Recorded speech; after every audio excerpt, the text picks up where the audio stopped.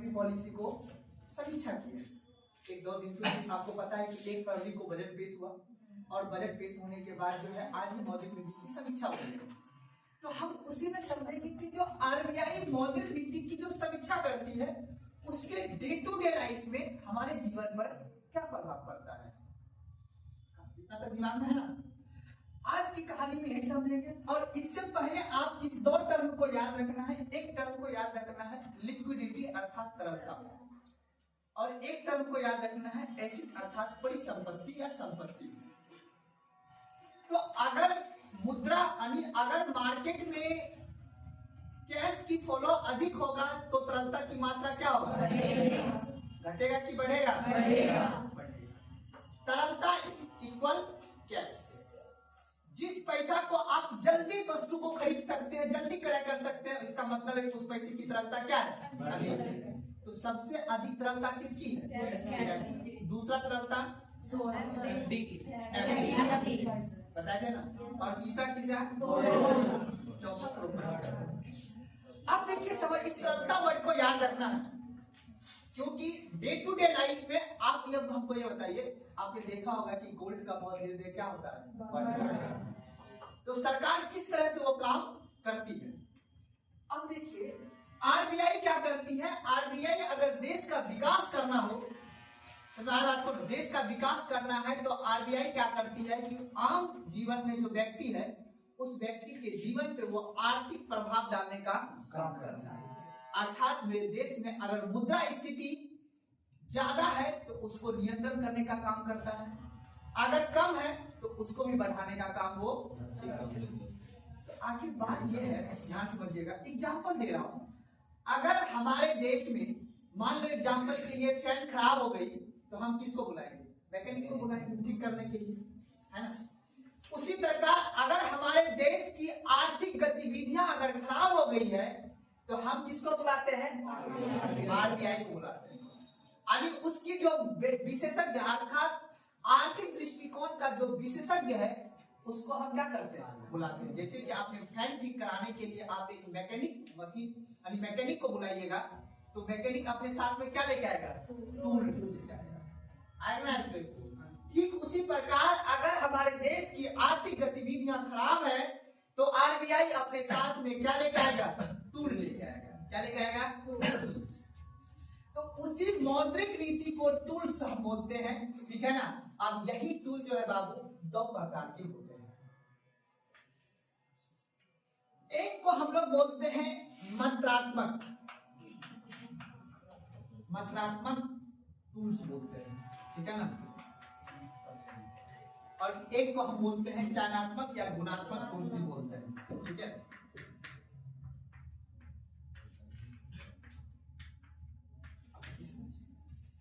जो मात्रात्मक टूल होता है बाबू, इसमें हम लोग क्या करते हैं, मुख्य रूप से जितना भी आप पढ़िएगा, मैं एक इसका उद्देश्य है हमारे बाजार में अगर मुद्रा अर्थात तरलता अधिक है तो उसको कम करना होता है, अगर तरलता कम है तो उसको क्या करना होगा, अधिक करना होगा। अर्थात तरलता वर्ड का मतलब कैश। अगर हमारे याद, इस डायग्राम को याद रखना, अगर हमारे इस बाजार में अगर तरलता अधिक है, तरलता बोले तो कैश, अगर अधिक है तो भी नुकसान है, अगर कैश कम है तो भी नुकसान है। इसी को बोलते हैं, अगर मुद्रा स्थिति अर्थात तरलता मार्केट में ज्यादा हो जाएगा, सबके पास पैसा हो जाएगा तो वस्तु जो होगा ना, वस्तु का वैल्यू क्या हो जाएगा, कम हो जाएगा और इन्फ्लेशन रेट बढ़ जाएगा। मुद्रा स्थिति क्या हो जाएगा, हाँ या ना, मानते इस बात को। सरकार ये क्यों नहीं करता है, अरे यार छोड़ो डिग्री उग्री, सब पैसा छापने की मशीन है अपने पास, सबको पैसा दे दो, एक ट्रॉली भर के, उससे इन्फ्लेशन रेट क्या हो जाएगा। देश में पहली बार एक देश था इंडोनेशिया, जहाँ पे मुस्लिम संख्या बहुत ज्यादा है, वहां पे आदमी 1.5 लाख रुपए का जाके एक कप चाय पी जाता था। इतनी इन्फ्लेशन बढ़ गई थी, अपने देश में ये भी आ सकता है। तो ज्यादा इन्फ्लेशन ना हो जाए अर्थात मार्केट में ज्यादा तरलता ना आ जाए, इस वजह से हम क्या लाते हैं, टूल्स लाते हैं उसको कसने के लिए। जहां पे दिक्कत होती है कि नहीं ज्यादा मार्केट में मुद्रा आ गया है तो हम टूल को क्या कर देते हैं, टाइट कर देते हैं। लगता है कि मुद्रा मार्केट में कम है टूल्स को क्या कर देते हैं, ढीला कर लेते हैं। कम और ढीला का मतलब हुआ कि बैंक रेट को हम क्या करेंगे, बढ़ा देंगे। वही टूल को समझना। तो मौद्रिक नीति मात्रात्मक में एक आता है बाबू रेपो रेट। रेपो रेट दिक्कत। अब ये क्या होता है समझेंगे, टूल्स है, ये औजार है इन्फ्लेशन को कंट्रोल करने के लिए। एक आपका होता है रिवर्स रेपो रेट। ये दोनों टूल्स को समझेंगे क्या है ये, समझिएगा। जब अगर हमारे देश का आरबीआई कौन है हमारे देश का बाबू, केंद्रीय बैंक, पता है ना। तो याद रखना है जो ये मेरा आरबीआई है बाबू, ठीक है, ये जो आरबीआई है, अगर ये किसी वाणिज्यिक बैंक अर्थात कोई भी बैंक, हम बोल देते हैं बैंक, ध्यान समझिए, अगर आरबीआई किसी बैंक को क्या दे, ऋण, क्या दे बाबू, कौन सा ऋण, दो तरह का ऋण होता है, एक होता है अल्पकालीन और एक होता है दीर्घकालीन, शॉर्ट टर्म और लॉन्ग टर्म। अगर आरबीआई बैंक को अल्पकालीन, कौन सा बाबू, अल्पकालीन ऋण देगा, जिसको हम बोलेंगे शॉर्ट टर्म, 1 से 14 दिन को हम बोलते हैं शॉर्ट टर्म। अगर आरबीआई किसी बैंक को, किसी अनुसूचित बैंक या कॉमर्शियल बैंक को अगर शॉर्ट टर्म के लिए लोन देता हो, उसे बोलेंगे हम लोग क्या, रेपो रेट। क्या क्या आता है, मेरी बात समझना है। अब आरबीआई अगर इसको बैंक को ऋण देगा तो बैंक इसके बदले में आरबीआई को देगा सिक्योरिटी,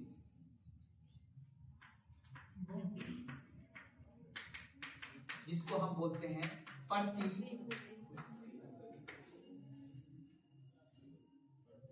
सिक्योरिटी देगा इसके बदले में, किसको, बैंक, आरबीआई को। आरबीआई इसको ऋण देगा तो ऋण के बदले में ये अपना कोई कागज देगा ना, हम इतना दिन में अगर हम ये पैसा को वापस नहीं करेंगे आपका, तो आप ये मेरा सिक्योरिटी को वापस,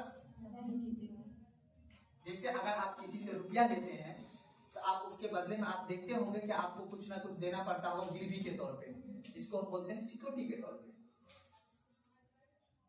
अब आता है सर ये बात तो ठीक है, अगर आरबीआई कॉमर्शियल बैंक को ऋण देगा तो उसके बदले में बैंक इसको क्या देगा, आरबीआई को प्रतिभूतियां देगा।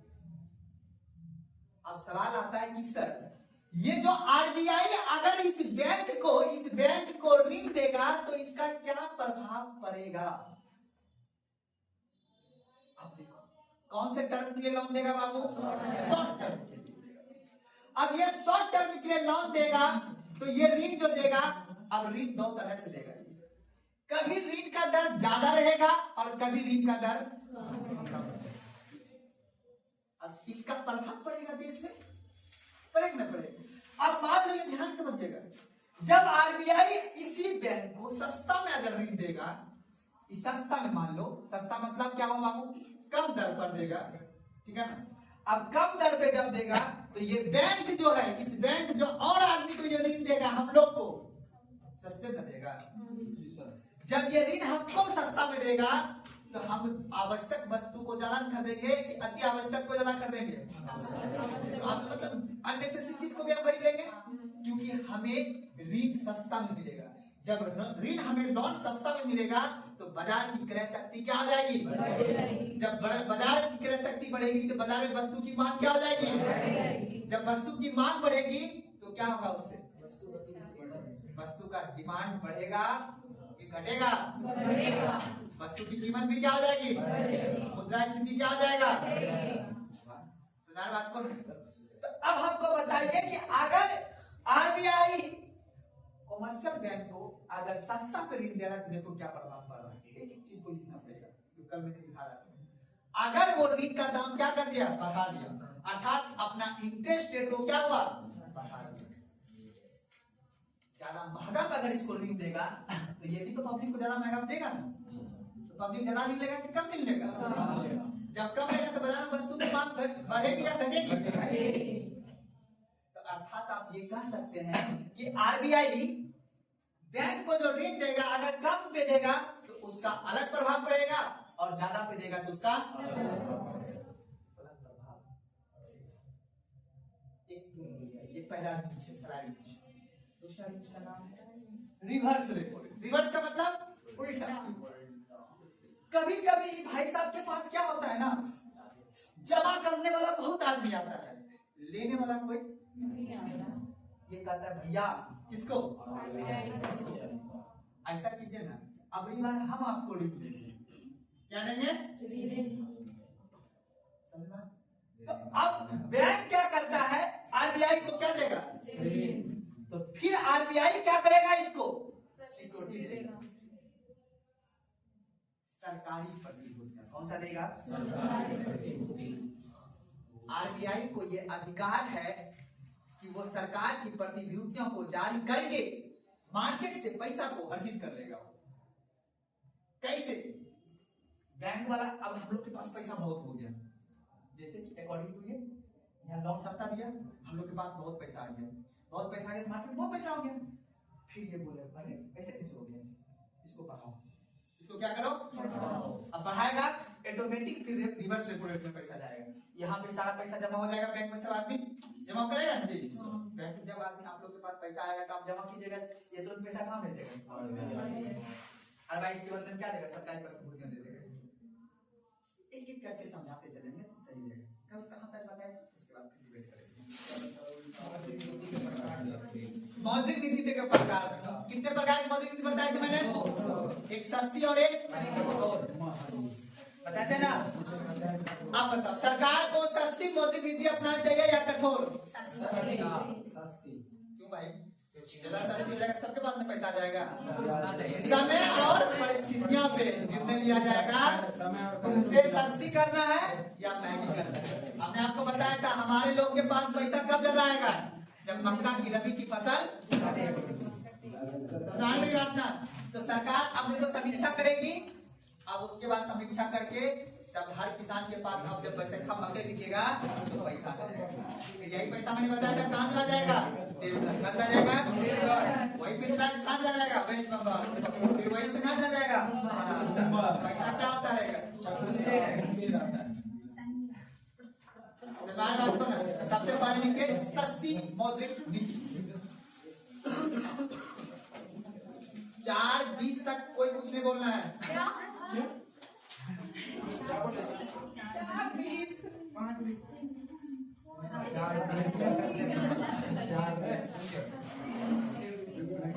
कॉपी लिखिएगा, कल मौद्रिक नीति प्रकार निकाल देना। लिखिएगा सस्ती मौद्रिक नीति, सस्ती मौद्रिक नीति।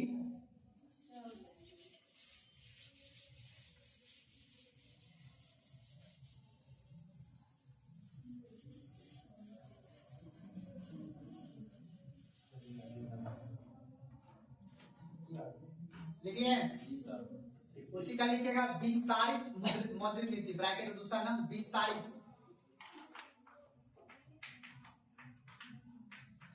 विस्तारित मौद्रिक नीति।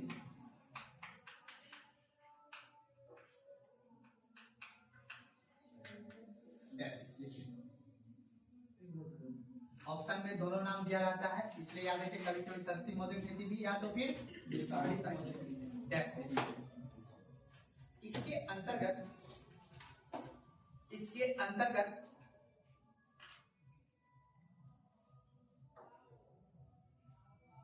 अंतर्गत ब्याज दरों में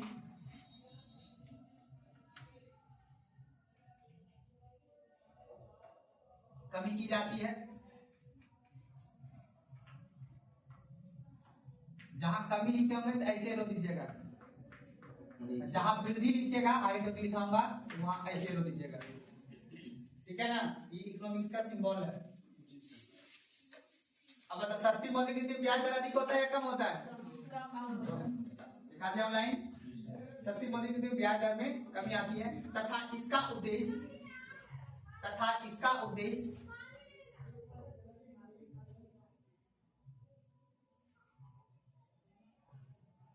तरलता में वृद्धि करना है, तथा इसका उद्देश्य तरलता में वृद्धि, वृद्धि लिखिए ऊपर से बोल देते हैं, तथा इसका उद्देश्य तरलता में वृद्धि करना है।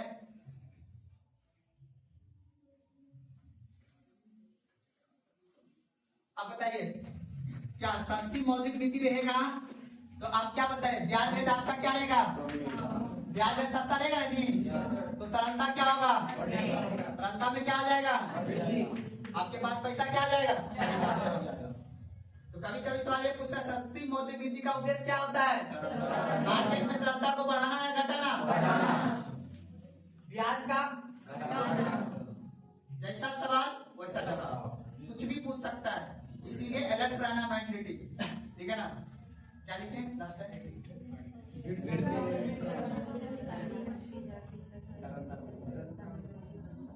वृद्धि करना है, तथा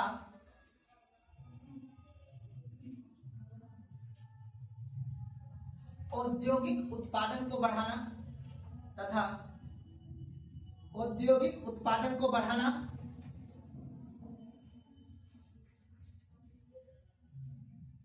साथ ही उत्पादन को बढ़ाना, औद्योगिक उत्पादन को बढ़ाना, साथ ही आर्थिक मंदी को दूर करना, साथ ही आर्थिक मंदी को दूर करना,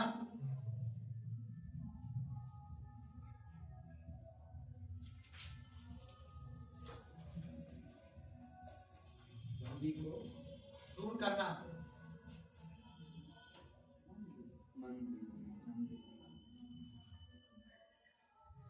कोई दिक्कत बाबू, समझ आया बात को ना। आर्थिक मंदी का दूर, जब कोरोना का टाइम आया था तो कोरोना के टाइम में जब व्यक्ति के पास आर्थिक दृष्टिकोण कमजोर हो गया था तो उन्होंने कौन सी मौद्रिक नीति को अपनाया था, सस्ती मौद्रिक नीति या विस्तारित मौद्रिक नीति को अपनाया था, जिसके तहत उन्होंने मार्केट में क्या दिया, तरलता। और तरलता कैसे दिया, ब्याज दर को बढ़ा के या घटा के, ब्याज दर बढ़ गया, आदमी ने अपना ऋण लेना अत्यधिक कर दिया, और अत्यधिक होने के बाद मार्केट में पैसा ज्यादा हो गया। जब मार्केट में पैसा ज्यादा हो गया तो उद्योग में जो उत्पादन का क्षमता था, जितने भी उद्योग ठप पड़ा था उसमें क्या होगा, उत्पादन क्षमता बढ़ गया, और जिससे उत्पादन क्षमता बढ़ गया तो मार्केट की क्रय शक्ति क्या हो गया, बढ़ गया। जब मार्केट की क्रय शक्ति बढ़ गया तो वस्तु का कीमत भी क्या हो गया, इसलिए फिर गमछा का दाम उतने को उतने है या नहीं, इसलिए सोच बात नहीं लिखेगा एग्जाम्पल,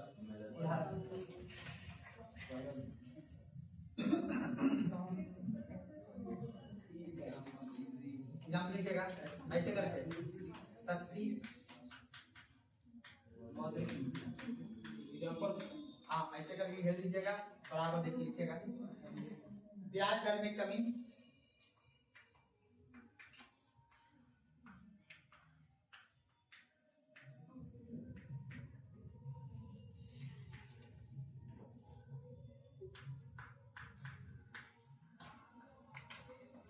तरलता में वृद्धि,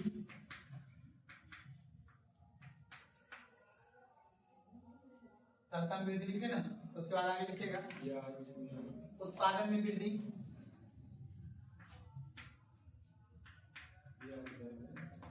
उत्पादन में वृद्धि,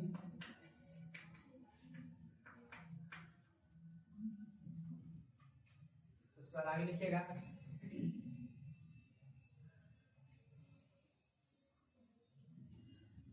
क्रय शक्ति में वृद्धि,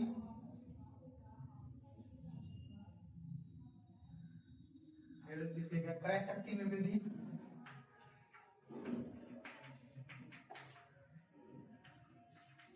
क्रय शक्ति में वृद्धि, उसके आगे लिखते चलिएगा आप लोग, ठीक है। क्रय शक्ति वृद्धि बाद लिखिएगा बाजार में वस्तु का डिमांड अधिक, बाजार में वस्तु का मांग कम की अधिक, अधिक।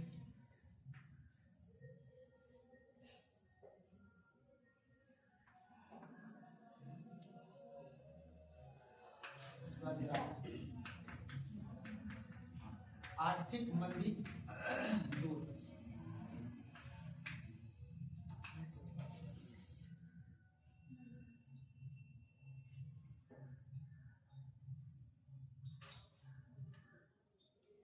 में अगर आर्थिक मंदी जैसी स्थिति आ जाए तो कौन सी मौद्रिक नीति को अपनाया जाएगा?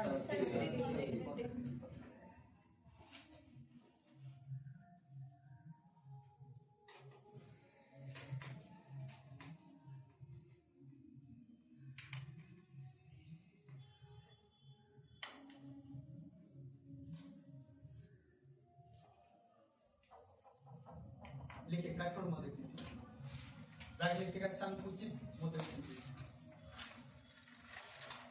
कोई दिक्कत समझने में?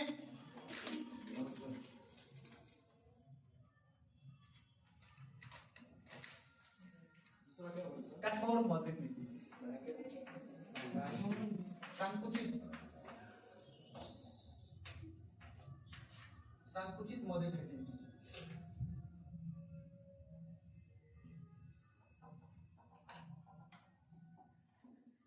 ब्रैकेट में संकुचित मौद्रिक नीति।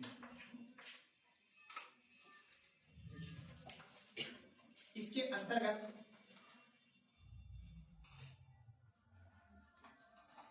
अंतर्गत ब्याज दरों में वृद्धि की जाएगी।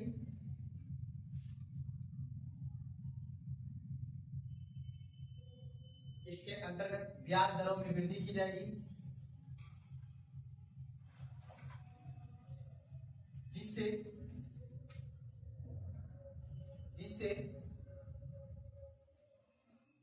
तरलता में कमी आएगी, जिससे तरलता में कमी आएगी।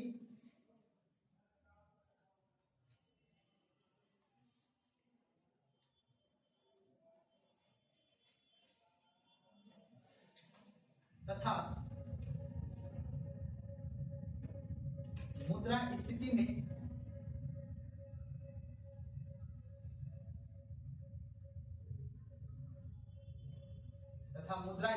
वृद्धि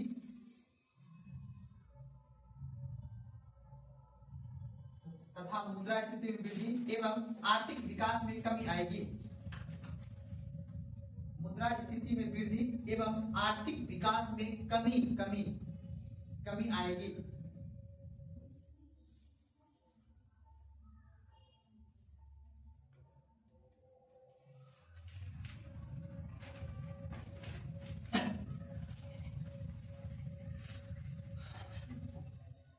अब यह का डायग्राम बना लेना है, एग्जांपल देके। सर, हाँ बाबू, कठोर मुद्रास्फीति में वृद्धि होगा। क्या बोले? मुद्रा स्थिति में देखो, मुद्रा और स्थिति लिख लो, कोई बात नहीं है। मुद्रा अब स्थिति लिख लेना, मतलब समझ लो, अधिक मुद्रा स्थिति लेंगे ना, कैसे लिख लो? बता देंगे, समझ आएगा। अब देखो एक टर्म देखो, मुद्रा स्थिति में वृद्धि का मतलब हुआ क्या? नहीं समझे? मुद्रा स्थिति के वृद्धि का मतलब हुआ अत्यधिक इन्फ्लेशन का दौर आ जाएगा। मैं बात करूँ, व्यक्ति खरीद लेता है किसी भी चीज को, और उसके बाद आर्थिक विकास क्या हो जाएगा? रुक जाएगा, ठीक है ना। तो मुद्रा स्थिति को वृद्धि में हम लोग देते हैं अब स्थिति, ठीक है ना। अब मुद्रा स्थिति ऐसे लिख देते हैं।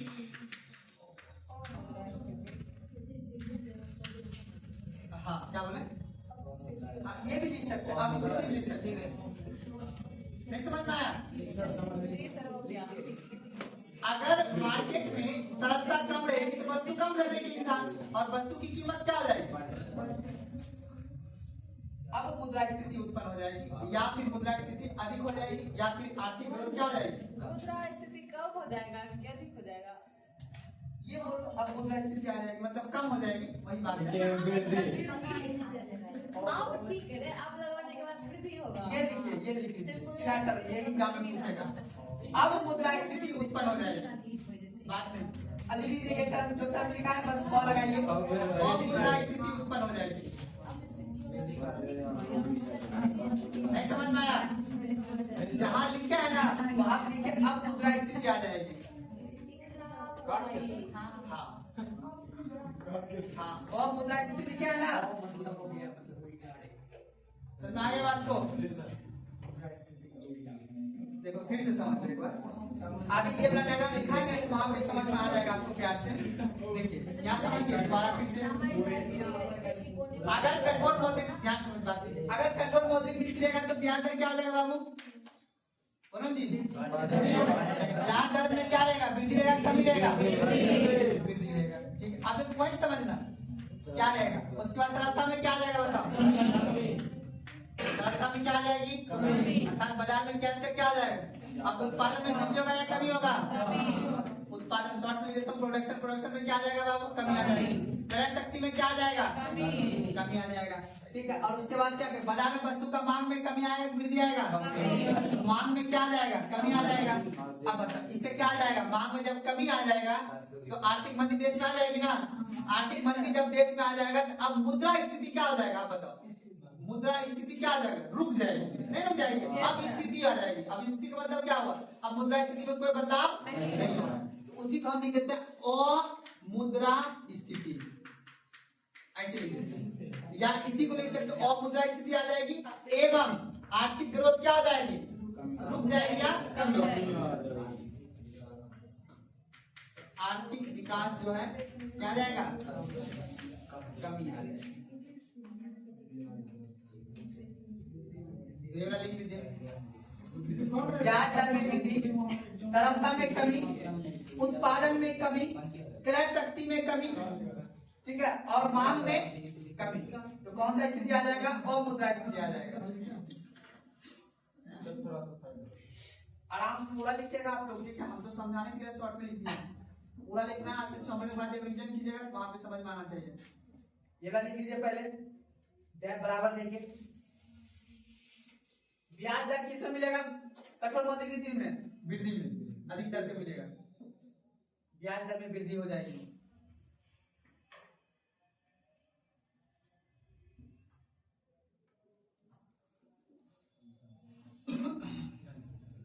कमी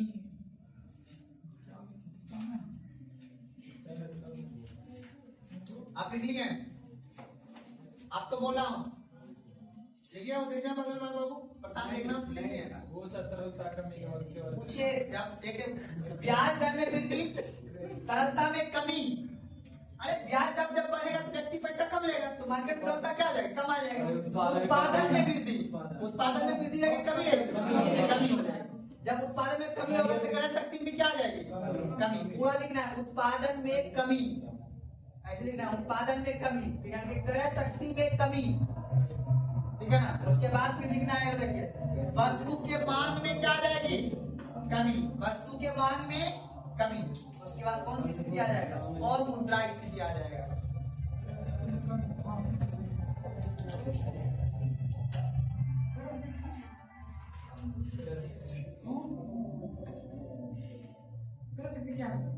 क्रय मतलब खरीदने वाला।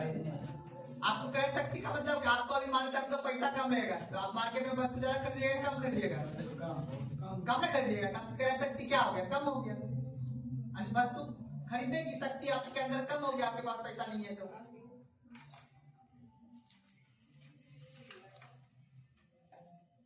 अच्छा अभी रुक जाएंगे, जब तक समझ में आएगा तब तक आगे नहीं बढ़ेंगे। उपकरण पे नहीं आए, अब लिखाएंगे मौद्रिक नीति का टूल्स, ठीक है, जिसको उपकरण बोलते हैं। पहले लेकिन यहीं पे समझ लो, ये दोनों समझ में आए, सस्ती मौद्रिक नीति और कठोर मौद्रिक नीति। क्या पूछे लड़की लोग इधर? तुमने लड़की है कि समझ में आया?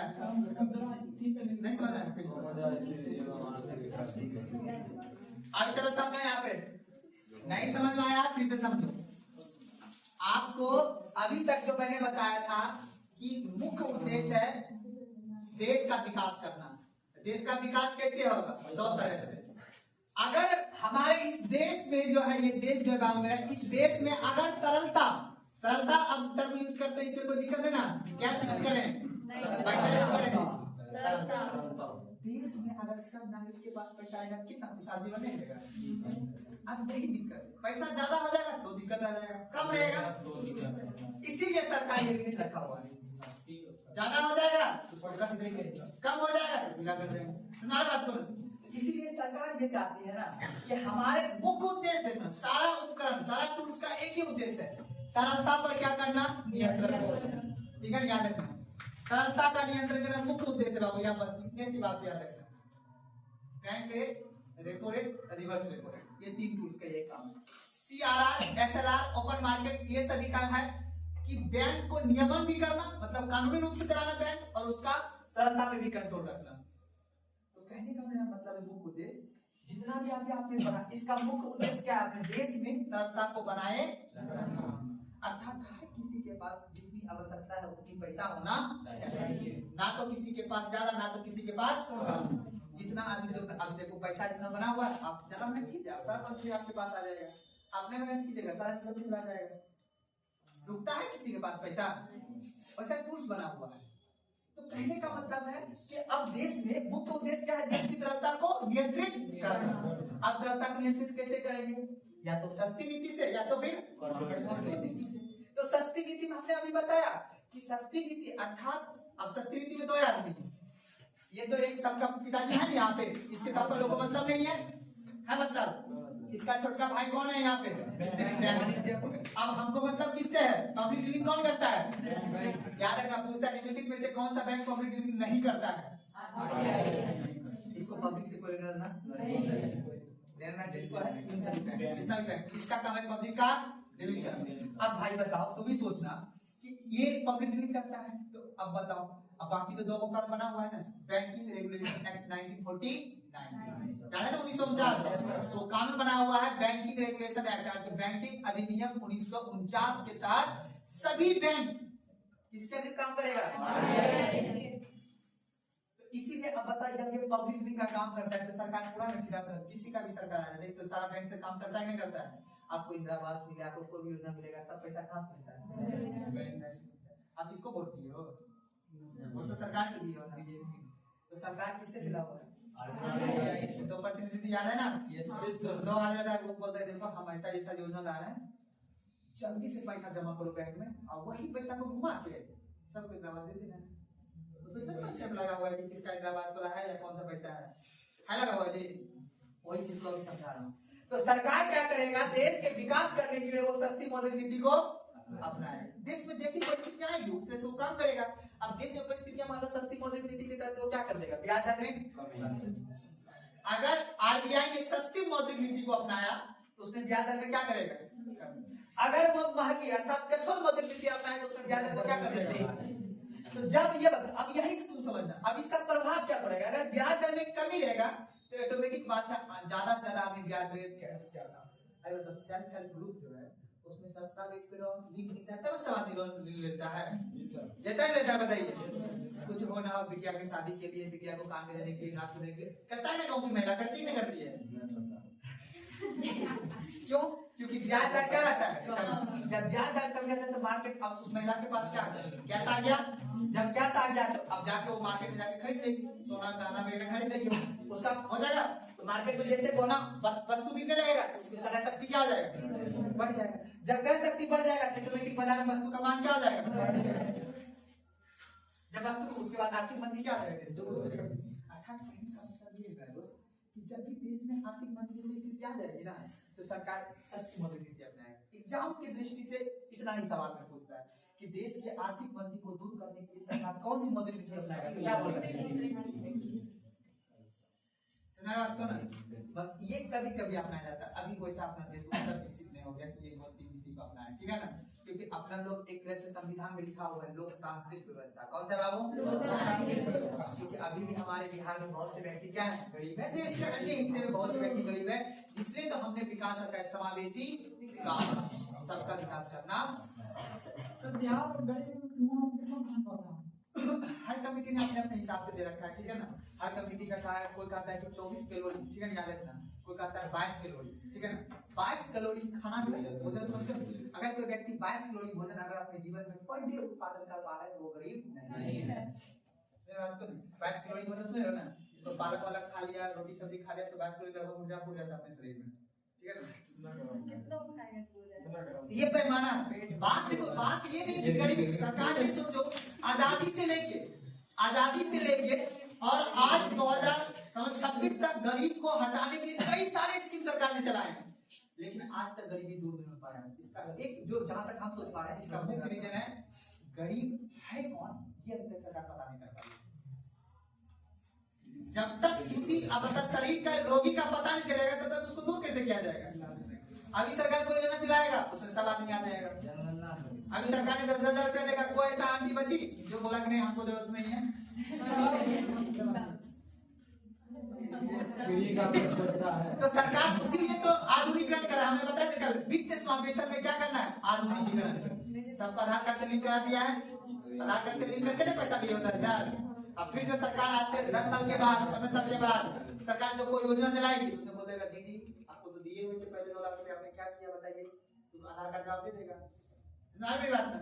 तो सरकार धीरे धीरे धीरे आज से 20 साल सरकार दूर का सोचता है कि 5 साल 10 साल का नहीं, सीधे 20-30 साल का सरकार सोचता है हाँ आगे हमको देश के किस लेवल पे लेके समझ के बात को। अब लिखा है टॉपिक मौद्रिक नीति के उपकरण।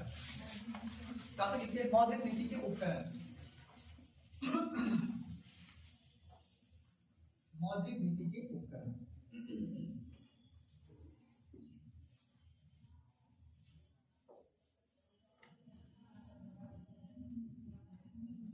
देखिए मौद्रिक नीति के उपकरण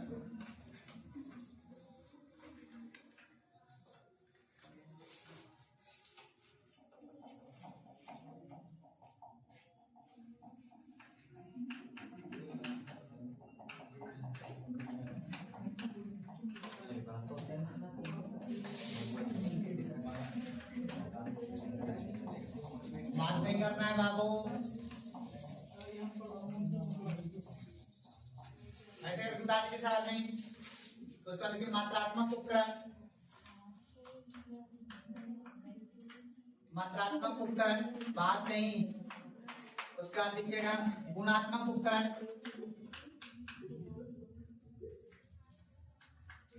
गुणात्मक उपकरण इसी का दूसरा नाम है या चयनात्मक उपकरण। हाँ बताएंगे आगे, ये छोटा सा टॉपिक है, यहाँ क्वेश्चन नहीं पूछता लेकिन नॉर्मल समझने के लिए है, ठीक है। मात्रात्मक उपकरण में लिखना है बाबू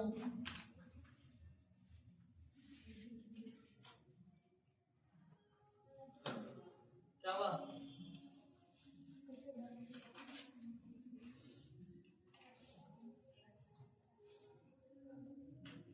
लेफ्ट। चयनात्मक जो युवाकर नौका धत्तो चयनात्मक उपकरण लेफ्ट लिखना है, F left. Liquidity adjustment facility आगे लिखाएंगे, इससे 2 यूरो निकालना है।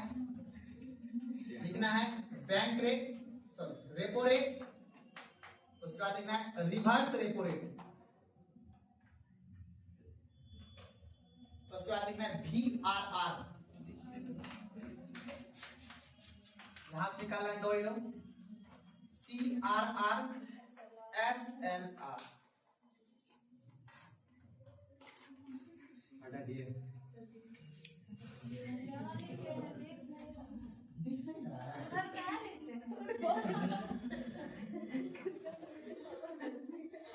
मैंने कर दीजिए ना थोड़ा सा। लेफ्ट LAF, लेफ्ट से 2 निकालना है RR, reverse repo rate. Sir मात्रा तुम से उतरेगा ना। हाँ अभी दो उसके बाद और कितना लिखना है,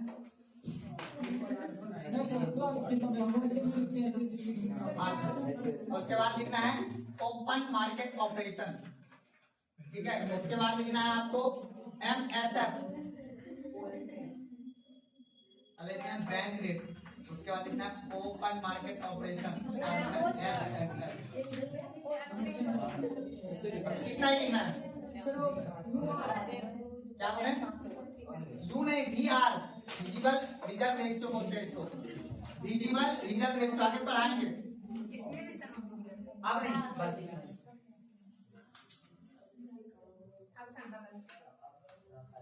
कंजन ji. Left liquidity adjustment facility, left लिखे उसके नीचे से 2 यूरो निकालना है, 2 और दे देना है, सब बताएंगे एक एक टॉपिक पर लिख देना, 2 और दे देना सिर्फ 2 और हाँ और एक में 3 हाँ 2 और दे दीजिएगा, एक में समझ रेपो रेट लिख दीजिए।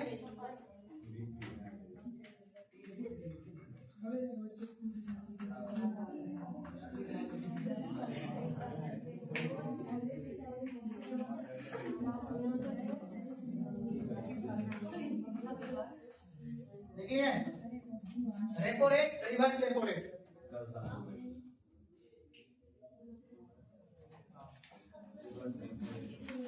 क्या मैंने समझे?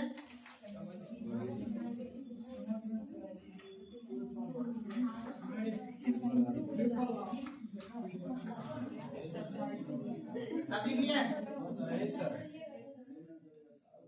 इतना माइंड नहीं कर पा रहा आप लोग, बताइए। लिखे नहीं है सर। जिंदगी में मैंने फेल होता है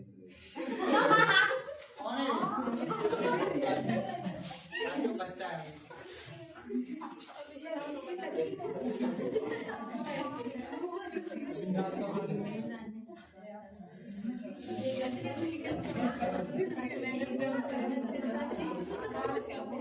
चलिए लिख लीजिए।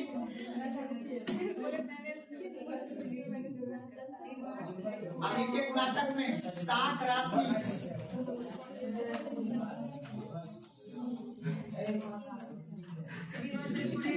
साख राशि, साख राशि, नैतिक दबाव,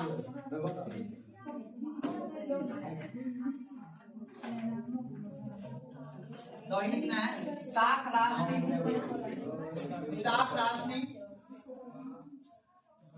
साख राशि, नैतिक दबाव। उसका बोला क्या? क्वेश्चन नहीं पूछता उसको।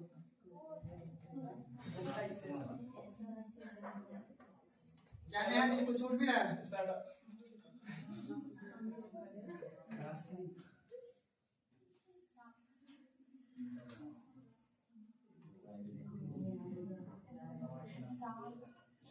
साख राशि,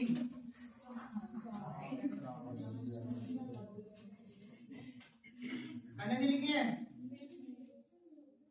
अब आइए, अब दिख रहा है। अब लिखिए टॉपिक सिर्फ मात्रात्मक। नैतिक दबाव। नैतिक दबाव क्या होता है? तुम ही बोल दो ऐसा नहीं दबाव। बताएंगे आगे, आगे तक बताएंगे। जब देश में जैसे सेठ लोग महाजन लोग बताते हैं ना, और संगठित बताए थे, मार्केट याद है ना, उससे से ये परंपरा है। वो आगे चल के बताएंगे, सब आएगा। पहले ये समझ लेते हैं, तो फिर टॉपिक रह जाएगा, फिर उलझ के रह जाएगा, हम लोग फिर निकल नहीं पाएंगे। सबसे पहले लिखिए, पहले टॉपिक लिखिए मात्रात्मक। ये फॉलो चार्ट है, ठीक है ना? यहाँ समझ में आता है क्या क्या पढ़ना है आगे, ठीक है ना? तो पहले लिख लीजिए मात्रात्मक उपकरण देखिए डैश, मात्रात्मक उपकरण देखिए डैश।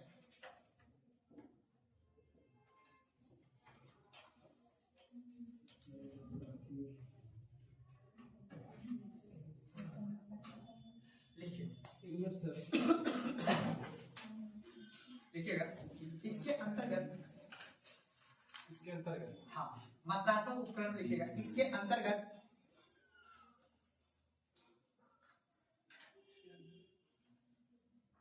आरबीआई, इसके अंतर्गत आरबीआई अर्थव्यवस्था में,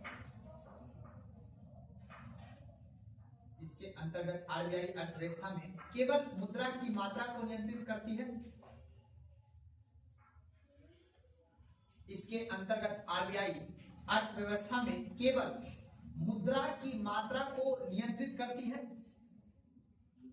मुद्रा की मात्रा को नियंत्रित करती है।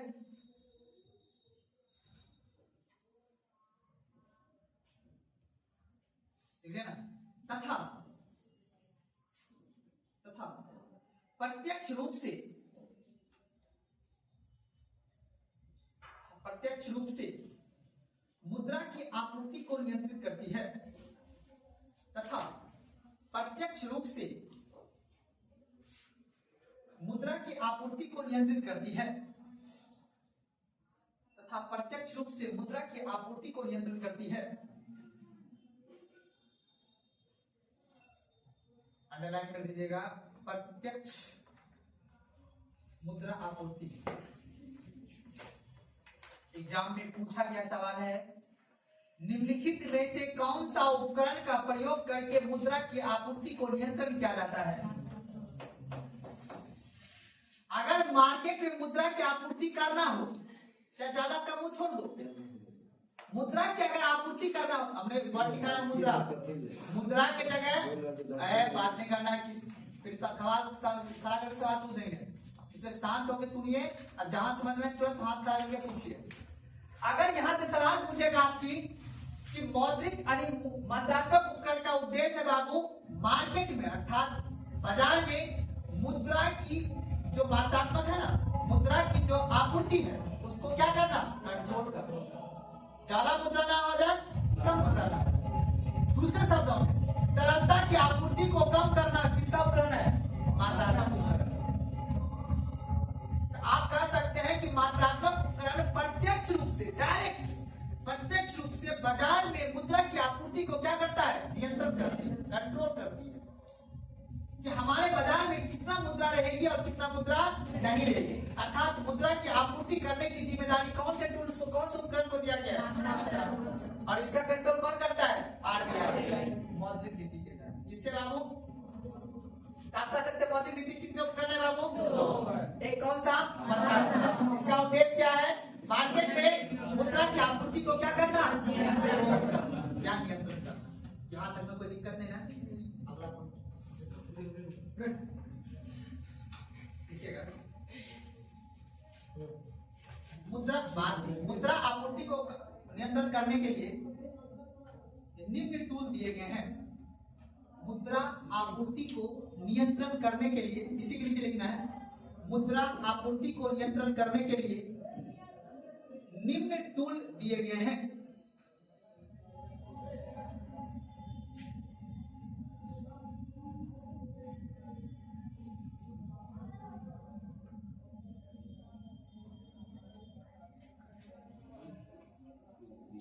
दिक्कत बाबू, अब लिखिए सबसे पहला टॉपिक लिखिए LAF। पहला टॉपिक लिखिएगा LAF, liquidity adjustment facility. Hindi लिख लीजिएगा LAF, हिंदी लिख लीजिएगा तरलता समायोजन सुविधा, तरलता समायोजन सुविधा।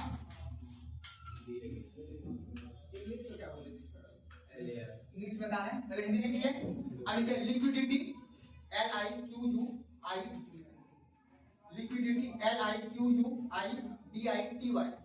लिक्विडिटी एडजस्टमेंट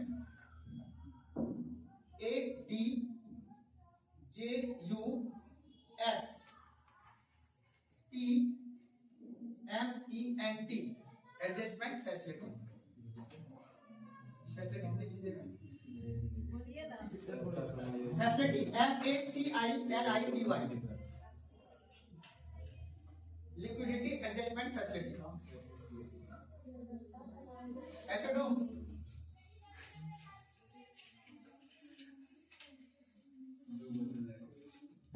आराम से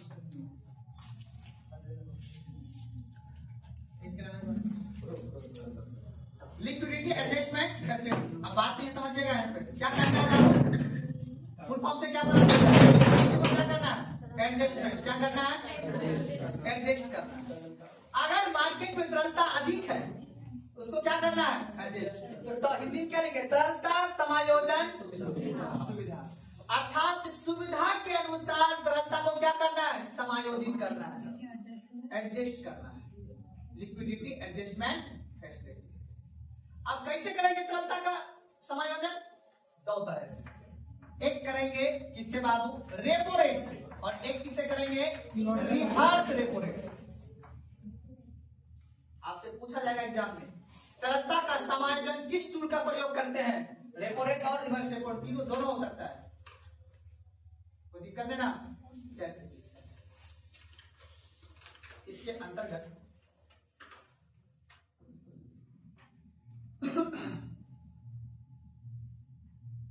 इसके अंतर्गत आरबीआई, इसके अंतर्गत आरबीआई अर्थव्यवस्था में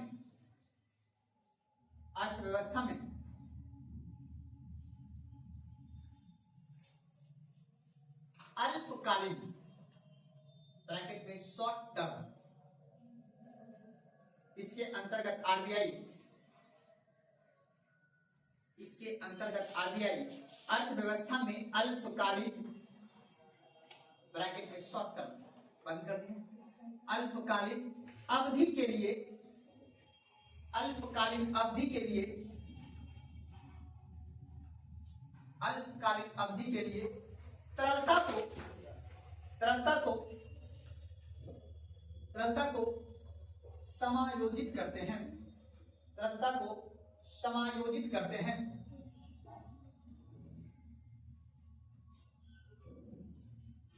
अर्थात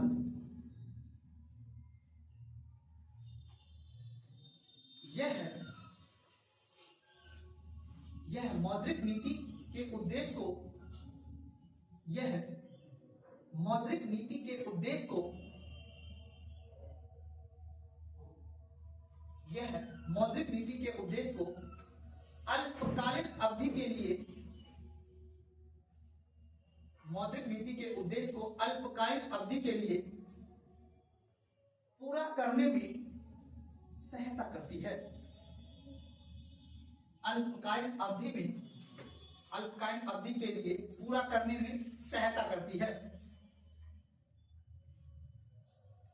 अर्थात यह मौद्रिक नीति के उद्देश्य को अल्पकालीन अवधि के लिए पूरा करने में सहायता करती है। फिर से लिख दिए। लिखिए ना। हाँ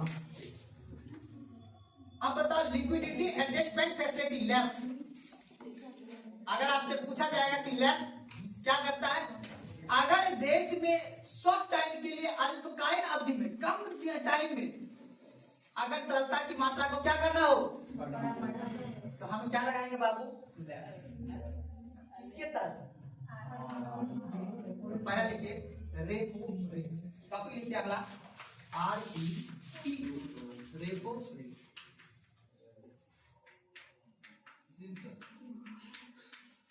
हाँ हिंदी भी यही होगा इसका, ठीक है ना, रीपरचेजिंग रेट बोला जाता है इसका, ठीक है ना, लेकिन इतना ही आप लोग जानिए, आपको उत्तर नहीं जानना है।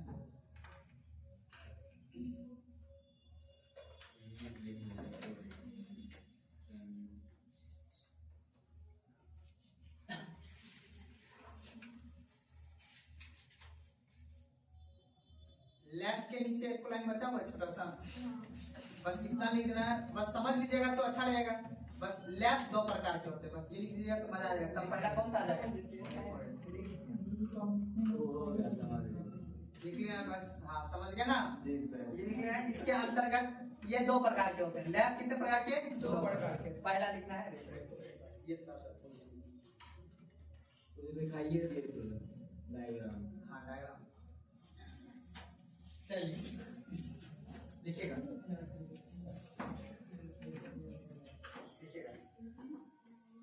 वह ब्याज दर, बात नहीं है, वह ब्याज दर, वह ब्याज दर जिसके आधार पर आरबीआई, वह ब्याज दर जिसके आधार पर आरबीआई, जिसके आधार पर आरबीआई अनुसूचित व्यापारिक बैंक को, वह ब्याज दर जिसके आधार पर आरबीआई अनुसूचित व्यापारिक बैंक को, अनुसूचित व्यापारिक बैंक को अल्पकालीन अवधि के लिए, अल्पकालीन अवधि के लिए, अल्पकालीन अवधि के लिए ब्रैकेट में लिखिएगा 1 से 14 दिन, ब्रैकेट लिखिएगा 1 से 14 दिन,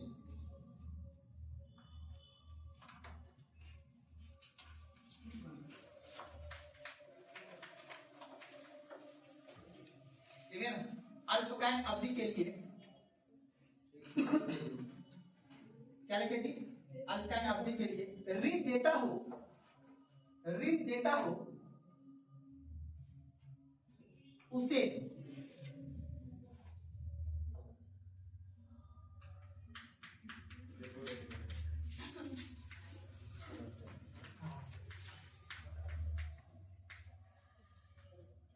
उसे क्या कहते हैं बाबू? रेपो रेट कहते हैं। कोई दिक्कत है ना? उसी पीछे बात नहीं दिक्कत। इस प्रक्रिया में ऋण देने का आधार, हाँ अलग हो गया। इस प्रक्रिया में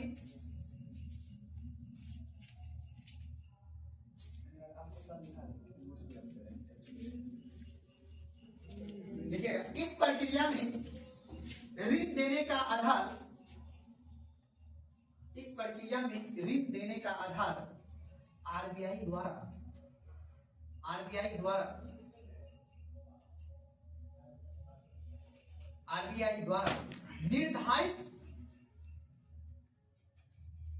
निर्धारित वैध प्रतिभूतियों से होती है।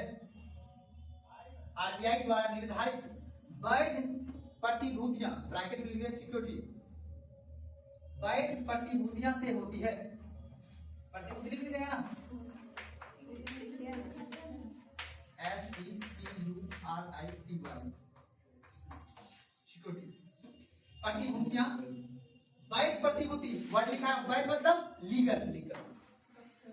लीगल प्रतिभूतियां से होती है। अधिकार लिखा था।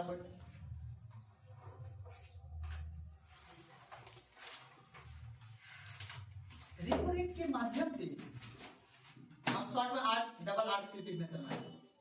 रेपो रेट के माध्यम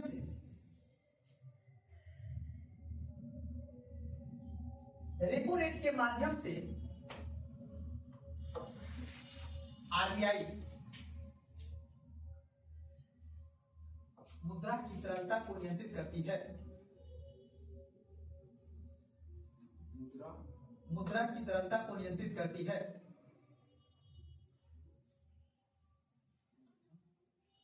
मुद्रा की तरलता को नियंत्रित करती है। एनओटी नोट,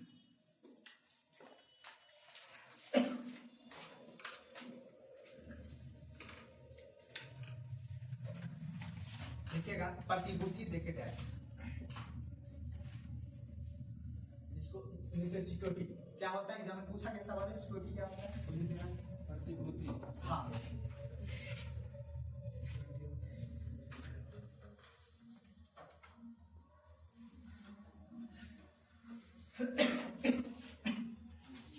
आज के समझ, देखिए आप भी समझिएगा सिक्योरिटी मतलब क्या होता है? ऐसा दस्तावेज, ठीक है ना, ऐसा दस्तावेज जिससे आप किसी की संपत्ति को क्या कर सकते हैं? अर्जित कर सकते हैं। जैसे मान लेते हैं किसी की संपत्ति या सरकार अपनी प्रतिभूतियां बनाती है, क्या बनाती है? सिक्योरिटी बनाती है वो प्रतिभूतियां, जिससे बाजार में जितनी भी तरलता अगर अधिक है तो उस तरलता को क्या कर देते हैं? अवशोषित कर देते हैं। अर्थात जिसको आप बोलते हैं शेयर। और हाँ, आरबीआई जब बैंक को देता होगा सिक्योरिटी वहां पे, इसको देता होगा बैंक को, जो बैंक से बिल लेता है हाँ आरबीआई, हाँ हाँ, क्या चीज देता होगा सरकार का बिल? वही तो सिक्योरिटी, वही बताया ना आपको। जैसे आप लेके समझिएगा, आरबीआई ध्यान समझिएगा, आरबीआई ऋण किसको दिया बाबू? वाणिज्यिक बैंक को या अनुसूचित व्यापारिक बैंक को या कॉमर्शियल बैंक को। उसके बदले में वाणिज्यिक बैंक जो है क्या दिया बाबू? इसके बदले में प्रतिभूति, सिक्योरिटी, कागज दिया, ठीक है ना। जो हमने आपसे ऋण लिया है अल्पकालिक ऋण, शॉर्ट टर्म के लिए, ठीक है ना, शॉर्ट टर्म के लिए जो ऋण दिया है, क्या दिया बाबू? ऋण दिया है शॉर्ट टर्म के लिए, किसको? व्यापारिक बैंक। इसके बदले में इन्होंने क्या दिया इसको? सिक्योरिटी। अगर हम आपका ऋण अदा, एग्जाम्पल के लिए मान लो इन्होंने दिया कितना बाबू? 1 करोड़। कितना दिया? एग्जाम्पल दिया, ठीक है ना। तो यहाँ मान लो 100 करोड़ रुपया दिया, बड़ा थोड़ा देखने में अच्छा लगता है, 100 करोड़ रुपया दिया, और उसके मान लो 5% में दिया, कितना हो गया बाबू? 50 लाख रुपया होगा ना जी, 5 लाख होगा। 100 करोड़ का 5% कितना होगा? तो बता सकते हो? 100 करोड़ रुपए का 5% कितना होगा? 50 लाख कि 5 लाख? ये तो हमसे कोई होगा? 5 लाख हो रहा है जी, 5 लाख हो रहा है कि 50 लाख हो रहा है? 5 पर 7 को 0, 5 पर 7 कितना हो रहा है? 50 लाख। 5 करोड़ 5 करोड़ है ना। तो समझिएगा 100 करोड़ पे अब देखो सिंपल सी बात है, 100 करोड़ बराबर 5 करोड़ रुपए। इसका मतलब है कि जब वो वापस करेगा, अर्थात या ध्यान समझिएगा, आरबीआई जब इसे 100 करोड़ रुपया नहीं देगा, अगर 5% ब्याज पे दिया है, तो वाणिज्यिक बैंक इसको आरबीआई को फिर वापस कितना करेगा बाबू? 105 करोड़ रुपया वापस करेगा। अगर वो वापस नहीं करेगा, ये सिक्योरिटी जो इन्होंने जमा किया था, अर्थात ये जो बाबू, ठीक है ना, सिक्योरिटी जो जमा किया था, ये सिक्योरिटी जो है ये उसको वापस नहीं करेगा। ये सिक्योरिटी मनी जमा किया जाता है, सिक्योरिटी कागज डॉक्यूमेंट जो होता है वो जमा किया जाता है किसके द्वारा? अब ये कैसे आता है, इसके पास कैसे है ये सिक्योरिटी? इसीलिए हम पढ़ेंगे रिवर्स रेपो रेट। क्या पढ़ेंगे? जब रिवर्स रेपो रेट होगा तब जाके ये वाणिज्यिक बैंक, याद रखना है। अब ये क्या होगा, इधर मान लो कॉमर्शियल बैंक है, ठीक है, कॉमर्शियल बैंक हो गया, और इधर कौन हो गया बाबू? आरबीआई। जब आरबीआई के पास, याद रखना है, जब बाजार में, क्या बाबू, इस बाजार में अगर पैसा ज्यादा है तब ये बोलेगा आरबीआई इसको कॉमर्शियल। और ऐसा है, हम बढ़ा रहे हैं तरलता, बढ़ा रहे हैं किसको? बैंक रेट को आप बढ़ाएंगे, रेपो रेट को क्या कर देंगे? तो उसके लिए अब ये रिवर्स रेपो रेट का प्रयोग करेगा। किसका प्रयोग करेगा? रिवर्स रेपो रेट का। तब ये जो कमर्शियल बैंक ऋण किसको देगा? आरबीआई को। अब जो सिक्योरिटी था वो सिक्योरिटी सिक्योरिटी में आता क्या होगा सर? कागज लिखा हुआ बॉन्ड रहता है। सरकार प्रतिभूतियों को जैसे सेल वेल वगैरह गिरती है तो कुछ लगता है सिक्योरिटी सरकार ये चीज। हमको ये बता, हमने मान लो ये मेरा घर है, ठीक है, हमने इस घर का, मेरे पास क्या है? कागज। हमने बैंक को लिख के दे दिया ये कागज है घर का, ये लीजिए हम आपको दे रहे हैं कागज, उसके बदले में आप हमको क्या दीजिए? ऋण दीजिए। अगर हम आपका ऋण चुका नहीं पाएंगे तो ये घर आपका हो जाएगा, तब तक हम इस घर से क्या कमाएंगे? पूंजी कमाएंगे। अगर हमने उसका ऋण को चुकता कर दिया तो चुकता हो गया, नहीं दे पाए तो ये घर क्या हो जाएगा उसका? तो हमने उसको लिख के दिया ना, सिक्योरिटी के तौर पर दिया कि अगर हम आपका चुकता नहीं कर पाएंगे तो एक तरह से क्या हो जाएगा? ये घर आपका हो जाएगा। सरकार क्या चीज गिर रखता होगा? रेलवे लाइन सब किसका है? से इतना बड़ा कंपनी किसका है? शेयर पे तो है, उसी तरह रख देता है सरकार गिरवी पे। सुना बात को ना, जैसे मान लो अभी सरकार ने जो अपना जमुई जिला है ना, जमुई जिला में खनिज सोना निकल रहा है, तो सरकार ने उसका बोली लगाया 4,000 करोड़ 50,000 करोड़। अब कोई उद्योगपति सब होगा, बोलेगा हम निकालेंगे। कौन निकालेंगे? तो सरकार बोला कितना रुपया आपको देना पड़ेगा। अब उससे क्या निकलेगा? उतना का निकलेगा नहीं निकलेगा कोई गारंटी है? तो टेंडर दिया जाता है। समझ में आ रहा बात का ना? जी सर। वही उसी तरह से काम चला है देश में। तो अब मान लो कि सरकार अब बोलेगा कि इतना रुपया, इसके बदले में अगर ये कंपनी ना उतने तो कंपनी अपना सिक्योरिटी देगा। जैसे बड़े बड़े टाटा है, अदानी है, सब बड़ा बड़ा कंपनियां हैं, ये अपना सब प्रतिभूति रहता है, सिक्योरिटी कागज रहता है, समझ में? जिसको आप बोलते हैं शेयर बॉन्ड वगैरह, खरीदते हैं ना खरीदते हैं, लिखिए आप सिक्योरिटी, ठीक है। वह सभी दस्तावेज वह सभी दस्तावेज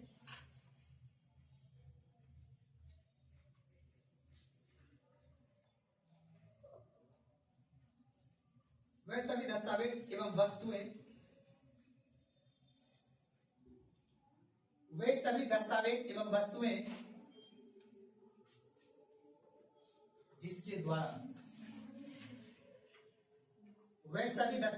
वस्तुएं जिसके द्वारा बाजार से पूंजी एकीकृत की जाती है,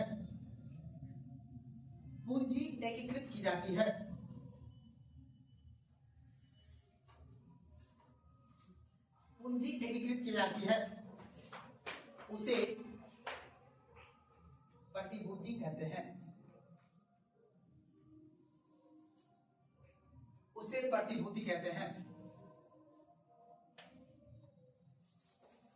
जैसे अब मान लो हमारा बिहार सरकार, एग्जाम्पल दे रहा हूं, ठीक है, या भारत सरकार, प्रतिभूति जारी करने का अधिकार लीगल आदमी को होता है। हम लोग जैसे आदमी को, हम लोग को है ऑथेंटिक आदमी।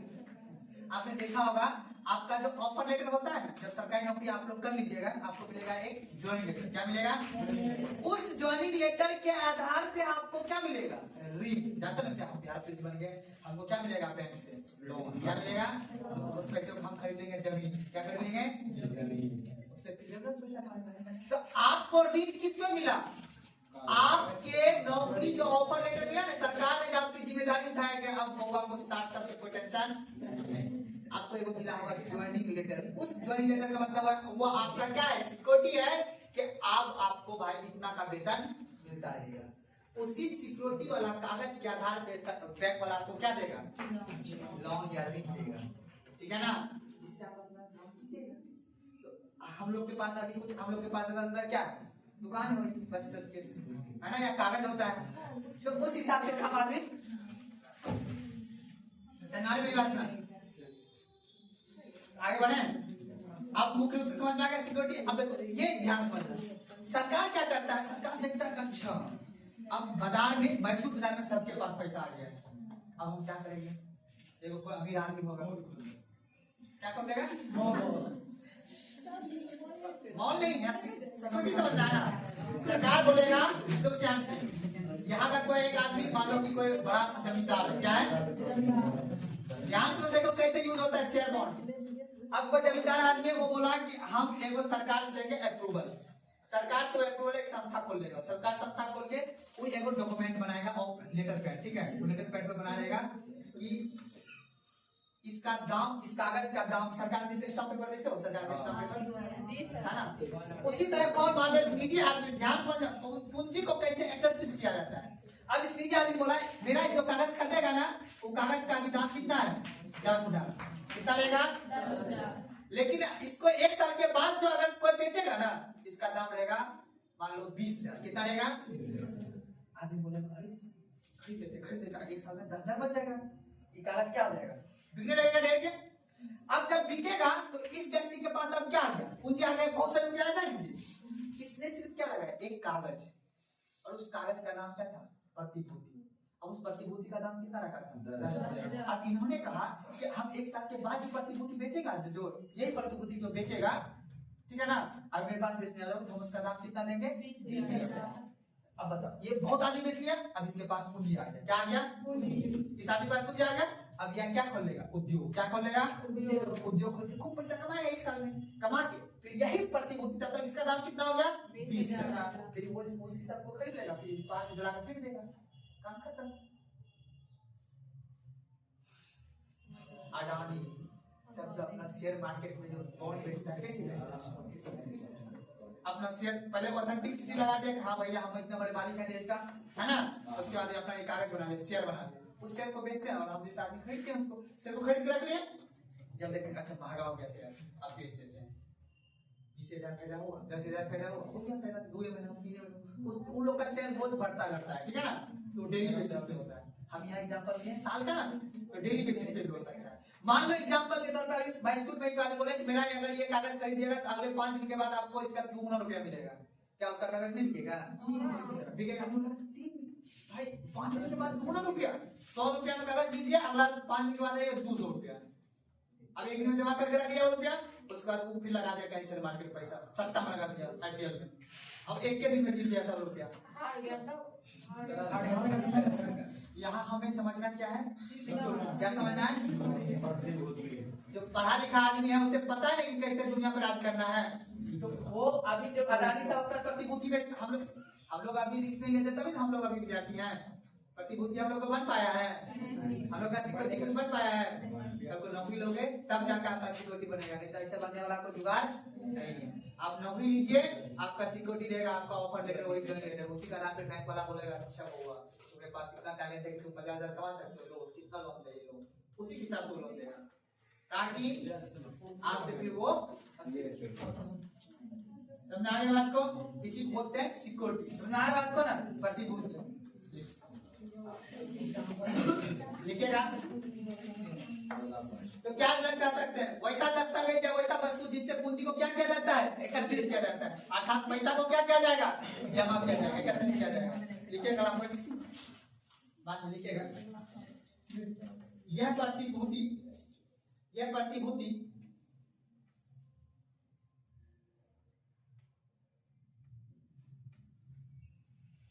सरकार द्वारा जारी किया जाता है,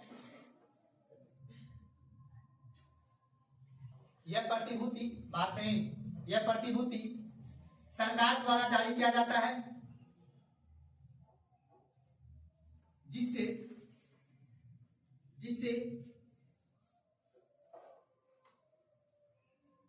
सरकारी निवेश किया जा सके। अब ये मैं जिससे सरकारी निवेश किया जा सके,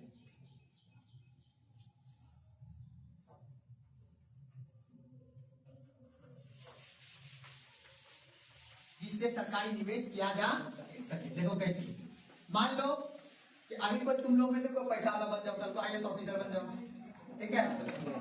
अब मान लो कि एग्जाम्पल दे रहा हूँ, ठीक है ना, या नेता बन जाओ कल को। अब कल को मान लो तुम्हारा कोई रिलेटिव, ठीक है ना, वो बेरोजगार बैठा हुआ है, ठंड ठंड को बाद, ठीक है ना, टीवी ना सुना, आप ध्यान रहेगा, बात आपस में करना, समझो कॉन्सेप्ट यहाँ पे। अब हम लोग जो है याद रखना है, ये प्रतिभूति समझा रहे हैं आपको, और हमने एक वर्ड किया है कि सरकार प्रतिभूति को क्या करती है, जारी करती है। किसके लिए?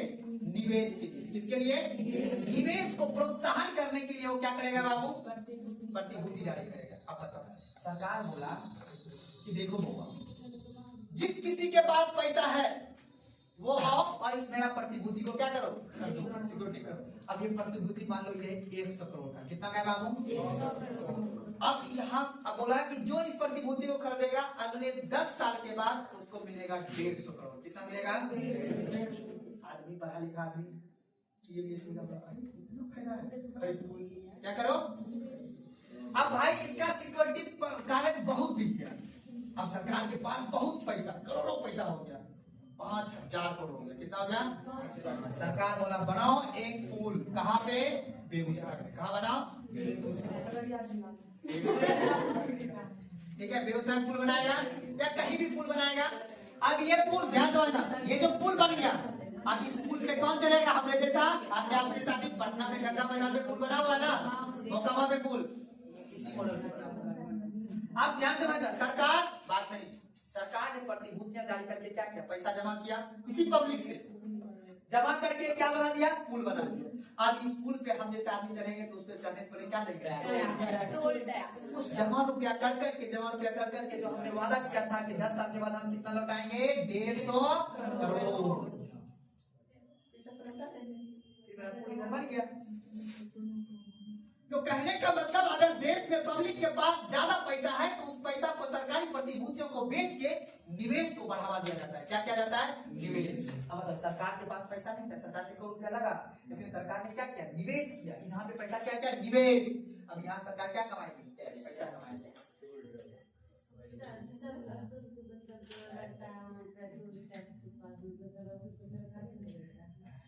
जितना भी पैसा है वो टेंडर पास होता है, उसका भी ठेकेदार पास होता है। जैसे मान लो कि हाँ, और फिर जैसे उसको रुपया फिर जो व्यक्ति वहाँ पे रहता है तो फिर उसको मंथली पेमेंट देता है। हाँ, वो सब तो छोटा सरकार ही देगा नहीं। टोल टैक्स से मान सकते, टोल टैक्स जो होता है समझिए, सरकार सोचती है कि इधर जैसे टोल टैक्स कहीं पे बनाया सरकार ये मान लो कि इस जगह टोल टैक्स बनाया, ठीक है, ध्यान समझिएगा। अब यहाँ पे सरकार ने टोल टैक्स कौन बनाएगा? NHI। कौन बनाएगा? इसका सरकार NHI, नेशनल हाईवे अथॉरिटी, ठीक है ना, NHI ये बोला जाता है। अब अच्छा समझिएगा, नेशनल हाईवे अथॉरिटी क्या करेगा? एक आदमी को, ठेकेदार को, तो ये बोलेगा देखो इस जगह 5 साल का ले टेंडर तुम ले लो, इतना करोड़ रुपया हमको दे दो, अब जितना गाड़ी पास हो नहीं हो सब तुम्हारा है, ठीक है ना, इतना करोड़ रुपया 5 साल के लिए। मान लो एग्जांपल दे रहा हूँ, NHI बोला इन 5 साल अगर तुम यहाँ पे लगाओगे टोल टैक्स बॉक्स अपना, तो तुमको देना होगा 100 करोड़ रुपया, तुमको देना पड़ेगा, ठीक है ना। वो बोले, वो अपने दिमाग लगाएगा, हाँ हम वसूल लेंगे, इतना गाड़ी पास करेगा नहीं करेगा तो कोई गारंटी है नहीं, ठीक है ना। तो उस हिसाब से फिर वो ठेकेदार बोलेगा हाँ हम एग्री है, उसको 100 करोड़ में हो गया। अभी ये ठेकेदार 100 करोड़ रुपया इसको दे देगा, और नहीं वसूल पाएगा 100 करोड़ नहीं वसूल पाए तो घाटा ये जो है 1 करोड़ आज के लिए ऐसा लेडीज का पूंजी लगा हुआ है, 520 किसी को खोल रहा है, जो ठेकेदार ने खरीदा है आम आदमी है, इसका इतना ताकत है कि संसद तक वो खरीद सकता है। तो कहने का मतलब अब देखो यहाँ पे टोल टैक्स, अब ठेकेदार हो गया यहाँ पे, अब ठेकेदार किसको बहाल कर देंगे? यहाँ पे ये सरकारी आदमी नहीं है, वहाँ पे जो रहता है ना सरकारी, वो कहने को तो परमानेंट ही नौकरी हुआ, लेकिन वो सरकार ने उसको थोड़ी नियुक्त किया है, NHI थोड़ी नियुक्त किया है, उसको नियुक्त किया कौन? ठेकेदार ने नियुक्त किया। सुनते तो हम बहुत कुछ है, ठीक है ना, अपना टाइम लिमिट का व्यक्तिगत सवाल हो जाता है, ठीक है। वो गाँव हम लोग देखो समझो, हम लोग ग्रामीण पृष्ठभूमि में है, ग्रामीण पृष्ठभूमि इसमें भी आदमी बोल देता है कि मेरा बेटा वो नाम सुने हो, वो जो GDS समझते हो, जो उसमें नौकरी करता है, जो GDS उसको क्या बोलते हैं, पोस्टमैन के बोलते हैं। पोस्टमैन में शादी करके 40-40 लाख दे देते हैं, ठीक है ना। ग्रामीण पृष्ठभूमि होते हैं जो जागरूक नहीं होते हैं तो उस हिसाब से होते हैं। यहाँ बंदा बीपीएससी क्वालिफाई करता है उसको नहीं मिलता है। सर जानते हैं पोस्टमैन क्या करता है? पोस्टमैन रियल वाला नहीं आता हम लोग के पास, पोस्टमैन किसी और वाला को रख लिया वही आता है। हाँ हाँ बहुत वो होता है, हो सकता है। बस हम आपको ये कहने का मतलब है, अधिकतर जो है ये आप लोग को ही बता देता हूँ। अगर आपको वैवाहिक दंपत्ति में जाना है तो सबसे पहले आत्मनिर्भर होकर जाना है। अगर नहीं जाइएगा तो समझिए कि आप शोषण का शिकार हो सकते हैं, क्योंकि आने वाला टाइम में बेरोजगारी बहुत ज्यादा चरम सीमा पे पहुंचने वाला है। और हम लोग ये नहीं कहा से 10 साल के बाद पानी आना बंद हो जाएगा, पानी आता ही रहेगा, बाढ़ आता ही रहेगा, उत्पादन क्षमता ग्रामीण लोग पड़ी रहे तो उस हिसाब से सोचो। अगर आप चाहते भी नहीं अपने 50,000 रुपया सिक्को रे, बाढ़ आए, आंधी आई, तूफान आए, आर्थिक मंदी कुछ भी आए, सरकार नौकरी यही आपको देगा कि 50,000 का तनख्वाह फिक्स है। अगर आपने इस लोग में किया कि बाबू हम तुमको ले जाएंगे गोवा, होता है लोग दिखाता है सब। हमने देखा था दोस्त नहीं मतलब बगल का ही था पड़ोसी, ठीक है। मेरी बात है 2019 का, ठीक है। 19 में क्या हुआ कि उस समय एक मेरा दोस्त होटल मैनेजमेंट का कोर्स किया था, हम लोग बीटेक किए, वो होटल दोस्त दिखा नहीं कहता, ठीक है। तो वो होटल मैनेजमेंट का कोर्स किया, तो होटल मैनेजमेंट कोर्स किया तो उसको कंपटीशन का सी नहीं पता है, ठीक है ना। तो अब वो हमसे था बड़ा होता तो बोला भाई अब शादी वादी करें, हमने कहा कोई दिक्कत नहीं है। तो फिर वो शादी वादी किया तो उसका जिसमें शादी लग रहा था तो उसने दिल्ली में जॉब कर रहे थे और हम भी पढ़ी रहे थे उसमें। तो बकायदा जिस होटल में जॉब करते थे वो, तो वहाँ पे वो पूरा वीडियो दिखा उखाया लड़की वाले को, लड़की पेरेंट्स को दिखा उखा शादी वादी पूरा उन्होंने किया, कर फिर निपटा दिया पूरा। उसके बाद फिर बाद में लड़कियों को पता चला अच्छा ऐसा है क्या, तो होता है ये सब, ठीक है। ये सब चीज थोड़ा होता है, मैंने शॉर्ट में बताया, बताए थे कहानियाँ, इसलिए जो है ना मैं आपको बता देता हूँ कि कोशिश ये करना है खुद आप क्या हो ये मैटर करता है, ठीक है ना। आप पढ़िए और अपने पे आश्रित रहिए। मैं अर्थव्यवस्था भी पढ़ाया हूँ, अपने पे आश्रित रहिएगा तो ज्यादा बेहतर होगा। समझा के बात को, किसी को गुमराह करके किसी को वो करके तो फिर वो समझ लगा लो आएगी फिर निकल लड़की को भी समझाइए, लड़की हाँ वही भी है, लड़की लोग लड़का लोग भी वही बात होगा, ठीक है ना। इसलिए हम लोग पढ़ना है। चलिए आगे बात है, देखिए सरकारी प्रतिभूति लिखिए ना, चलिए अगला कोड लिखिएगा, काफी लिखिए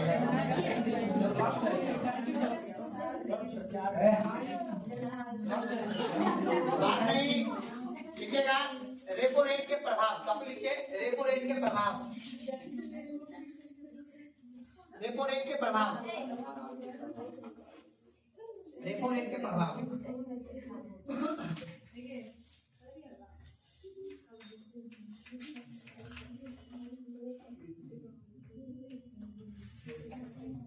रेपो रेट के प्रभाव इसका पूछा लास्ट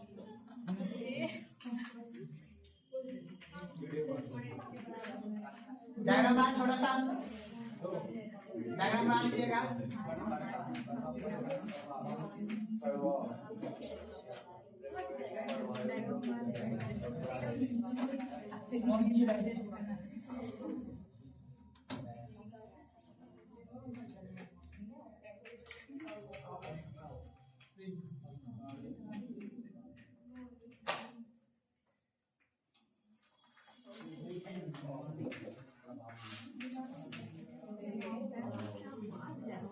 चलिए उतारिए।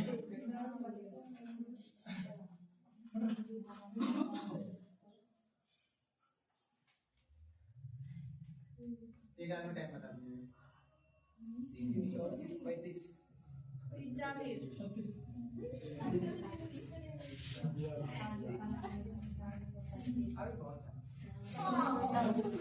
जान इसका टाइम दिए हैं। चलो इसका कंप्यूटर पढ़ेंगे और बहुत कुछ पढ़ना बाकी है अभी। ये सीख लिया। 4-20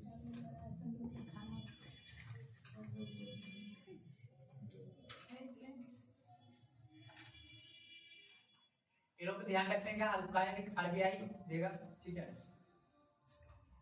कुछ नहीं देना है, रेपो रेट।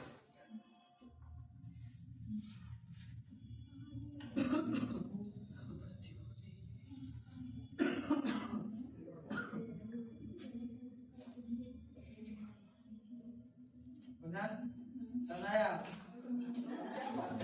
डिस्टर्ब होता है मुझसे करता क्या है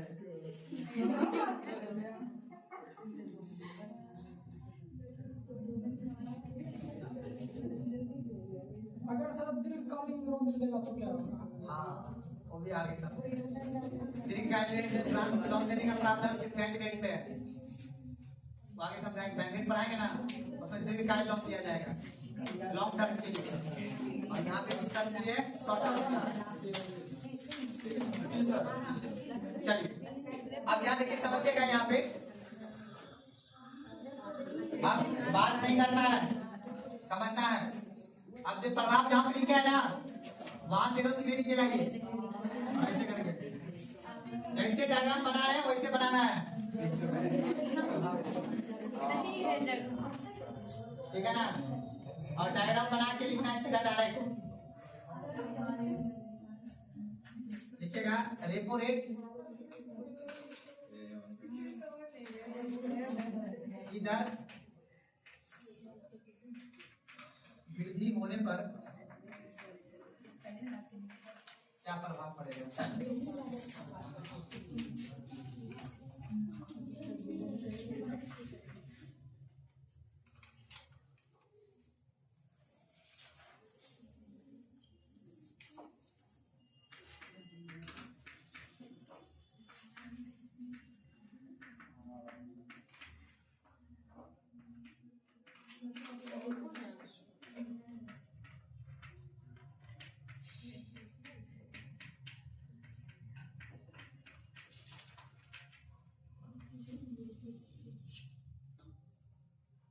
एकदम कॉपी को बीच में जगह छोड़ के चलना है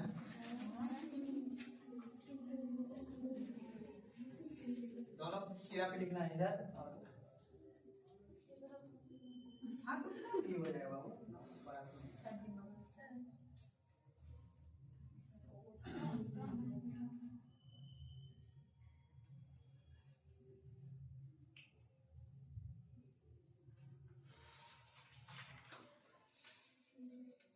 मिटा दें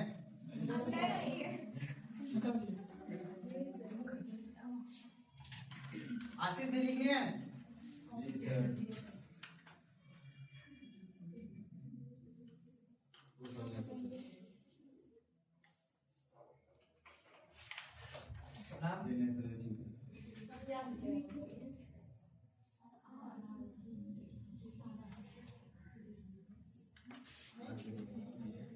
कपूर साहब आप क्लास में दो तीन ही लड़की है जो बात करती है आप सीधा सुप्रीम कोर्ट से हमें निर्देश मिल गया है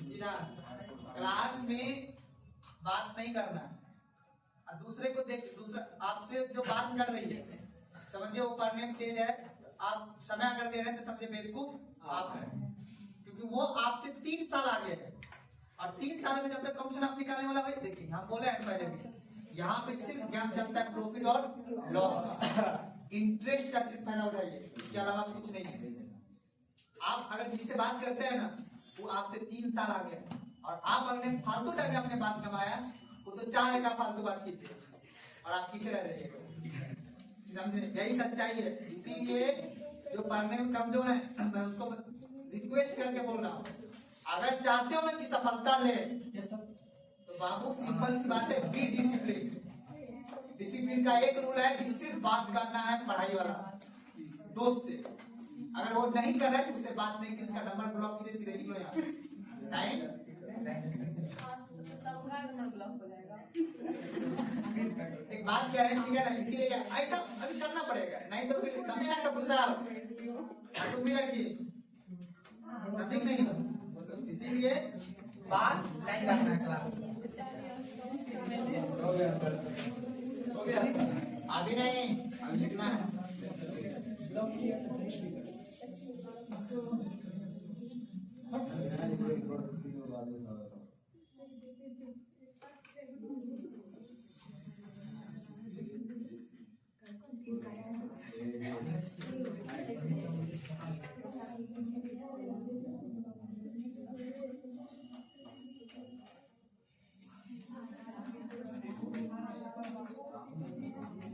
बात नहीं उतारते चलिए। आप जहां पे लिखे था उसी के नीचे देखिए, ऐसे एरो देते चलना है और लिखते चलना है। सबसे पहले लिखिएगा बैंक भी कम मात्रा में लेगा।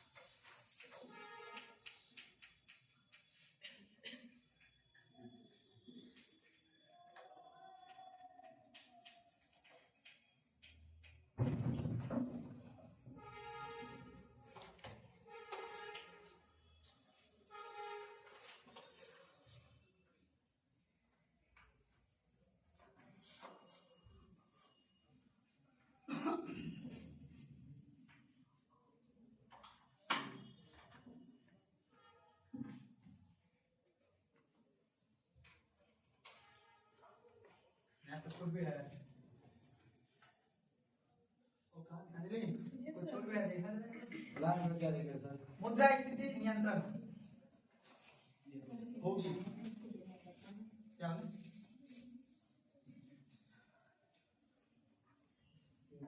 नदी दिख रहा है ना? नहीं दिख रहा? अच्छा बस उतार लीजिए बात को समझो। क्या लिखो? उपभोग व्यय एवं निवेश व्यय में कमी, वस्तु की मांग में कमी आ जाएगी। फिर वस्तु के मांग में कमी के बाद जो है बाबू, उसके बाद आ जाएगा वस्तु एवं सेवा की कीमत में कमी आ जाएगी, और वस्तु और सेवा की कीमत के बाद मुद्रास्फीति क्या आ जाएगी? नियंत्रण में आ जाएगी। इसके बाद अगला टॉपिक जो आएगा बाबू इन्फ्लेशन है ना।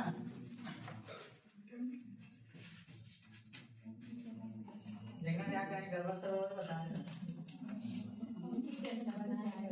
क्या सब ठीक है? कहीं कोई कमी तो बताइए। जितना लिया है उतना ठीक कर दे रहे हैं।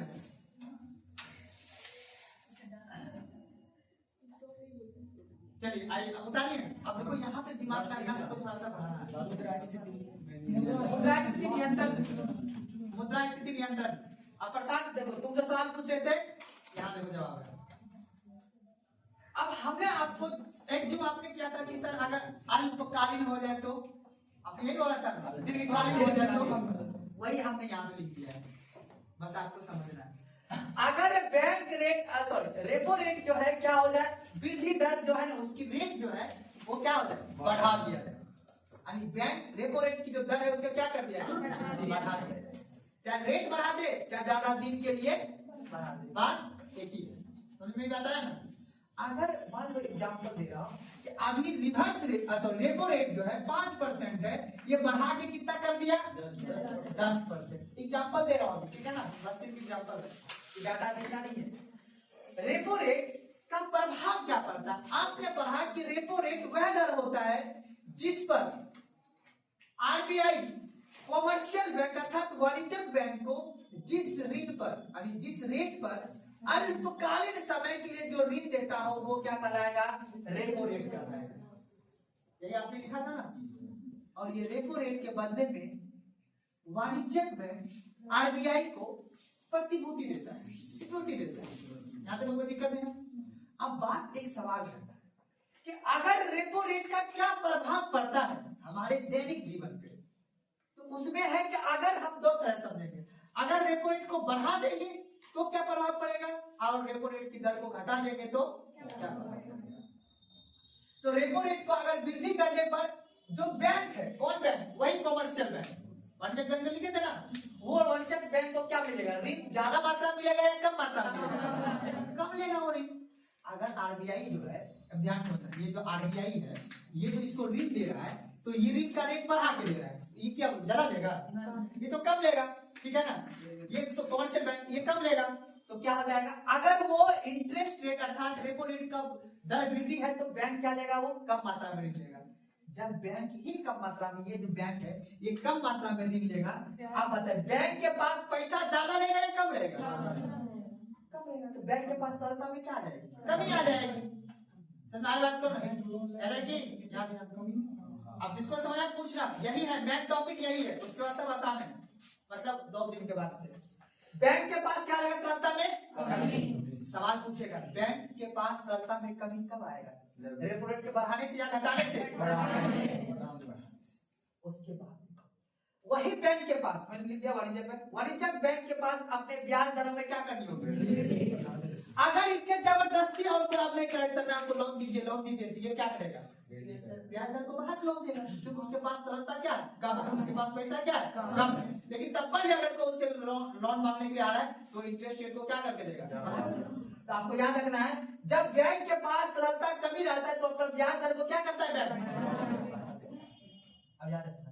अब जो परिवार होंगे, जो व्यक्ति होंगे, जो निवेश करता होगा, जो निवेश लेता है बैंक से पैसा लेकर, जो मार्केट में निवेश करता है, मॉल खोलना हो, दुकान खोलना, कुछ भी खोलना हो, उसको बोलते हैं निवेश करता है। परिवार में जैसे हम लोग हैं, फ्रिज, एसी, कूलर, टीवी, कुछ भी खरीदना हो, है ना, तो परिवार या एवं निवेशकर्ता के पास ऋण की मांग में कमी आएगी या अधिक आएगा, अगर वो बाकी दर पे ब्याज दर पे देगा तो आदमी कम मांग करेगा, ऋण का नहीं करेगा जी। जब ज्यादा दाम पे देगा तो नहीं मांगेगा। उसके बाजार में तरलता की क्या आ जाएगी। अब बताओ, जब व्यक्ति के पास ऋण ही कम रहेगा, जब निवेश करता रहेगा ही नहीं, तो बाजार में मनी रहेगा, बाजार में तरलता के क्या आ जाएगी, कमी आ जाएगी। अब जब बाजार में तरलता तो उपभोग व्यय, मतलब जो खरीदने की जो शक्ति, इसी को बोलते हैं क्रय शक्ति भी बोल सकते हैं। उपभोग व्यय, व्यय मतलब खर्च, व्यय जो करते हो आप, एक्सपेंडिचर जिसको बोलते हैं। तो उपभोग व्यय एवं निवेश व्यय में क्या आ जाएगी। जब बाजार में पैसा नहीं रहेगा, आप खरीदिएगा नहीं खरीद पाए तो आपकी क्रय शक्ति क्या आ जाएगी, कमी आ जाएगी, वो भी लिख सकते थे। उसके बाद बाजार में वस्तु की मांग में क्या आ जाएगी, जब बाजार में आपके पास पैसा ही रहेगा तो वस्तु का मांग में क्या आ जाएगी, कमी आ जाएगी।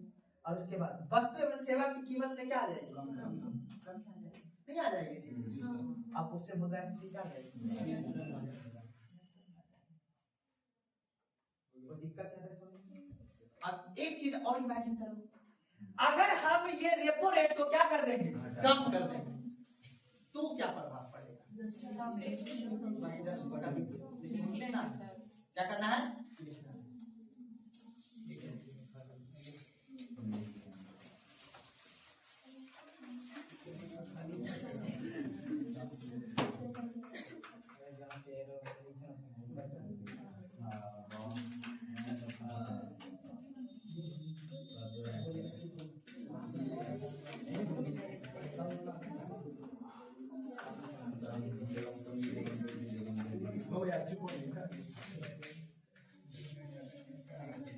आप बताओ। अगर यहाँ पे था कि रेपो रेट में वृद्धि करने से बाद बैंक के पास ऋण अधिक मात्रा में आया, कम मात्रा में, तो यहाँ पे बैंक के पास क्या रहेगा, वेरी गुड। तो बैंक जो है बाबू, ये जो बैंक है, ठीक है, ऋण क्या लेगा, ऋण अधिक मात्रा। लिखते चलिए, अधिक मात्रा में, अधिक मात्रा में छोटा लिखना है। जब अधिक मात्रा में बैंक के पास तरलता मिलता है,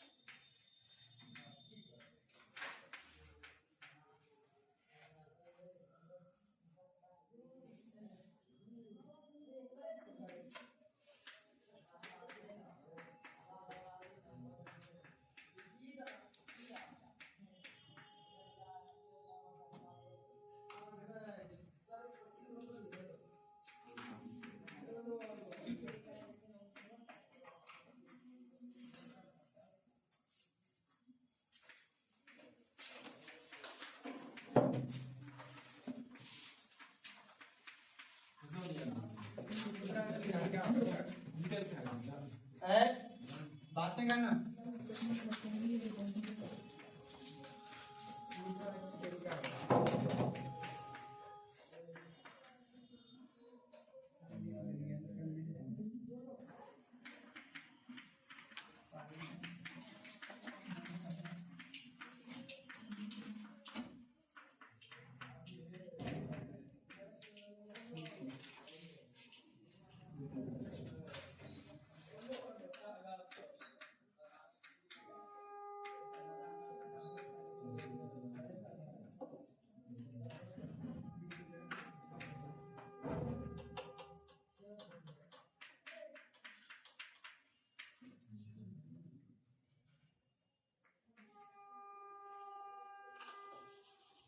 अधिक मात्रा में लेगा।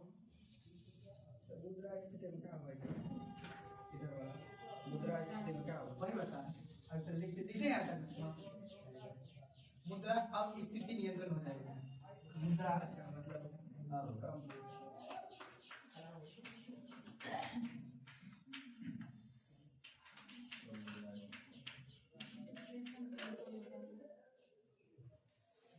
नहीं होगी।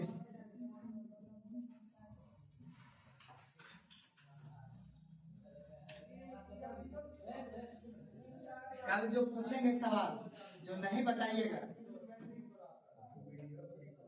फिर वो क्लास का कैमरा घूमेगा।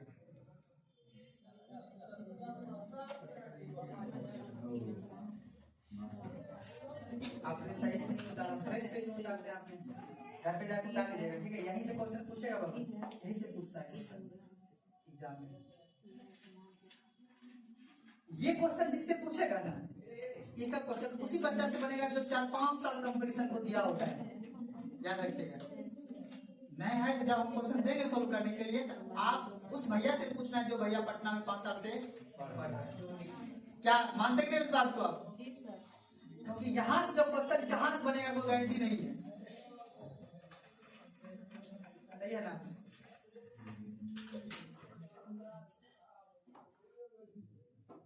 अगर नहीं मिलेगा तो फिर कल भी लिखना ही पड़ेगा हमको, ये सारी बात समझाना है कल। मिल जाएगा सुबह सुबह मिल जाएगा। सब मिल जाएगा। समझा दीजिए ना तभी छुट्टी दे देगा। अच्छा ईमानदारी से बताना, जिसको नहीं समझ, हमको लगता है नेक्स्ट वीक कई बार हम बोल रहे हैं ना, किसको नहीं समझ में आया वो ईमानदारी से पूछे, हम बताएंगे। प्रधान जी आपको हम इससे पूछे थे दीर्घकालीन और एक अल्पकालीन में हमको अच्छा समझ में आया। दीर्घकालीन का मतलब होता है लॉन्ग टर्म, ठीक है ना। दीर्घकालीन याद रखें, दीर्घकालीन का मतलब हुआ लॉन्ग टर्म। लॉन्ग टर्म का कोई प्रावधान नहीं है। लॉन्ग टर्म का प्रावधान सिर्फ एक ही में है, उसका नाम है बैंक रेट, वो पढ़ाएंगे। जब आरबीआई किसी अन्य बैंक को, ठीक है ना, दीर्घकालिक रूप में अगर लोन देता है तो उसे क्या बोलेंगे? Bank rate. और अभी हम बात किसका कर रहे हैं? Repo rate. रेपो रेट में दीर्घकालीन नहीं, दीर्घकालीन का मतलब है 1 साल के लिए, यानी 14 दिन से अधिक के अगर लोन दिया जाएगा तो उसको बोलेंगे दीर्घकालीन ऋण दिया गया। 14 दिन से कम के लिए दिया जाए तो उसे क्या बोलेंगे? अल्पकालीन, जिसको इंग्लिश में बोलेंगे शॉर्ट टर्म, और दीर्घकालीन को लॉन्ग टर्म। तो लॉन्ग टर्म पे एक ही ऋण दिया जाता है जिसका नाम है बैंक रेट। बाकी रिवर्स रेपो रेट, सीआरआर सब जितना भी है वो इस पे बाबू शॉर्ट टर्म पे। सुना बात को ना, इसे याद रखना। शॉर्ट टर्म में अब हमने पढ़ा है अल्पकालीन ऋण। अब इसमें हमने पढ़ा है कि मुद्रा स्थिति रेपो रेट का प्रभाव क्या पड़ेगा, अगर बढ़ा देंगे तो क्या प्रभाव पड़ेंगे और घटा देंगे तो क्या प्रभाव पड़ेगा। यहाँ पे देश में जब समीक्षा होती है ना, तब ये निर्णय लेता है गवर्नर आरबीआई का कि हमको रेपो रेट की दर को बढ़ाना है या घटाना है या उतने रखना है। इसीलिए अब आप देखिए कि जब स्थिति देश में कैसी रहेगी तो कौन सा अगर निर्णय लेगा। अगर उसे लगेगा नहीं मार्केट में हमें पैसा को क्या करना है, लेना है, बल्कि मार्केट से पैसा क्या करना है, लेना है, तो उसके लिए क्या करने को बढ़ा देगा, ठीक है ना, उसके प्रतिभूति वगैरह आ जाएगा। तो अब देखिए यहाँ समझिएगा, आपने बताया कि अगर रेपो रेट की दर में क्या कर देगी, कमी कर देगी, तो बैंक के पास ऋण क्या आ जाएगा, अधिक मात्रा में। जिस तरह आपने देखा कि रेपो रेट की दर में वृद्धि करने से बैंक के पास पैसा क्या आ रहा है, कम मात्रा में। लेकिन यहाँ जब रेपो रेट की दर में क्या कर दिया, कमी कर दिया, तो यहाँ पे क्या आ गया, बैंक के पास पैसा अधिक मात्रा में है ना। अब जब बैंक के पास अधिक मात्रा में पैसा है तो बैंक के पास तरलता भी क्या हो जाएगी, बढ़ जाएगी। जब बैंक के पास तरलता बढ़ जाएगी बाबू, तब बैंक अपने ब्याज दरों में क्या कर देगी, याद रखना। पूछता है कि बैंक अपने ब्याज दरों में कमी कब करेगा, repo rate reverse repo rate की दर को कमी करने से या वृद्धि करने से। सवाल इसी तरह से पूछेगा, ठीक है ना। अब याद रखना है, बैंक अपने दरों में क्या कर देगी, कमी कर देगा। जब बैंक अपने दरों में कमी कर देगा तो परिवहन और निवेशकर्ता के पास ऋण अधिक मात्रा में होगा या कम मात्रा में, अधिक मात्रा में। अब मान लो अगर बैंक सस्ता में ऋण लेगा तो सब आदमी ऋण लेगा जी, सब आदमी लोन लेगा। जब सब आदमी लोन लेगा तो बाजार में तरलता बढ़ेगी या घटेगी, बाजार में जो पैसा होगा वो ज्यादा ना जाएगा जी, दुकानदार गल्ला भर के आएगा, है नहीं, ज्यादा सामान बिकेगा। जब दिवाली के टाइम आप देखते हो गल्ला भरा था दुकानदार का, वही बात है, बाजार में तरलता क्या हो जाएगी, बढ़ जाएगी। आप अनुमान लगाइएगा दिवाली और छठ पूजा दुर्गा पूजा टाइम में बाजार में तरलता क्या रहता है, अधिक मात्रा में रहता है। उपभोग किया और निवेश किया में क्या हो जाएगा, हो जाएगा। अर्थात खरीदने वाला का व्यक्ति का शक्ति क्या हो जाएगा, बढ़ जाएगा। निवेश करने वाला व्यक्ति भी क्या हो जाएगा, निवेश। जैसे बहुत से दुकानदार भले घर में फ्रिज नहीं रखा हो लेकिन दुकान में फ्रिज जरूर रखता है, वो क्या है, निवेश वस्तु। कौन सा वस्तु है, अर्थात वो क्या क्या निवेश व्यय क्या है। समझ बात को ना, अगर खुद के यूज के लिए ले रहे हो तो वो अलग बात है। वस्तु की मांग क्या जाएगी, बढ़ जाएगी। अगर पैसा हो जाएगा तो वस्तु की मांग भी क्या हो जाएगी, बढ़ जाएगी। फिर उसका वस्तु की कीमत भी क्या हो जाएगी, बढ़ जाएगी। उसके बाद मुद्रा अब स्थिति, अब स्थिति का मतलब क्या होता है, डिफ्लेशन। मुद्रा स्थिति क्या हो जाएगी, घट जाएगी। समझ बात को ना, कोई दिक्कत है ना, क्या तक आए, अब आगे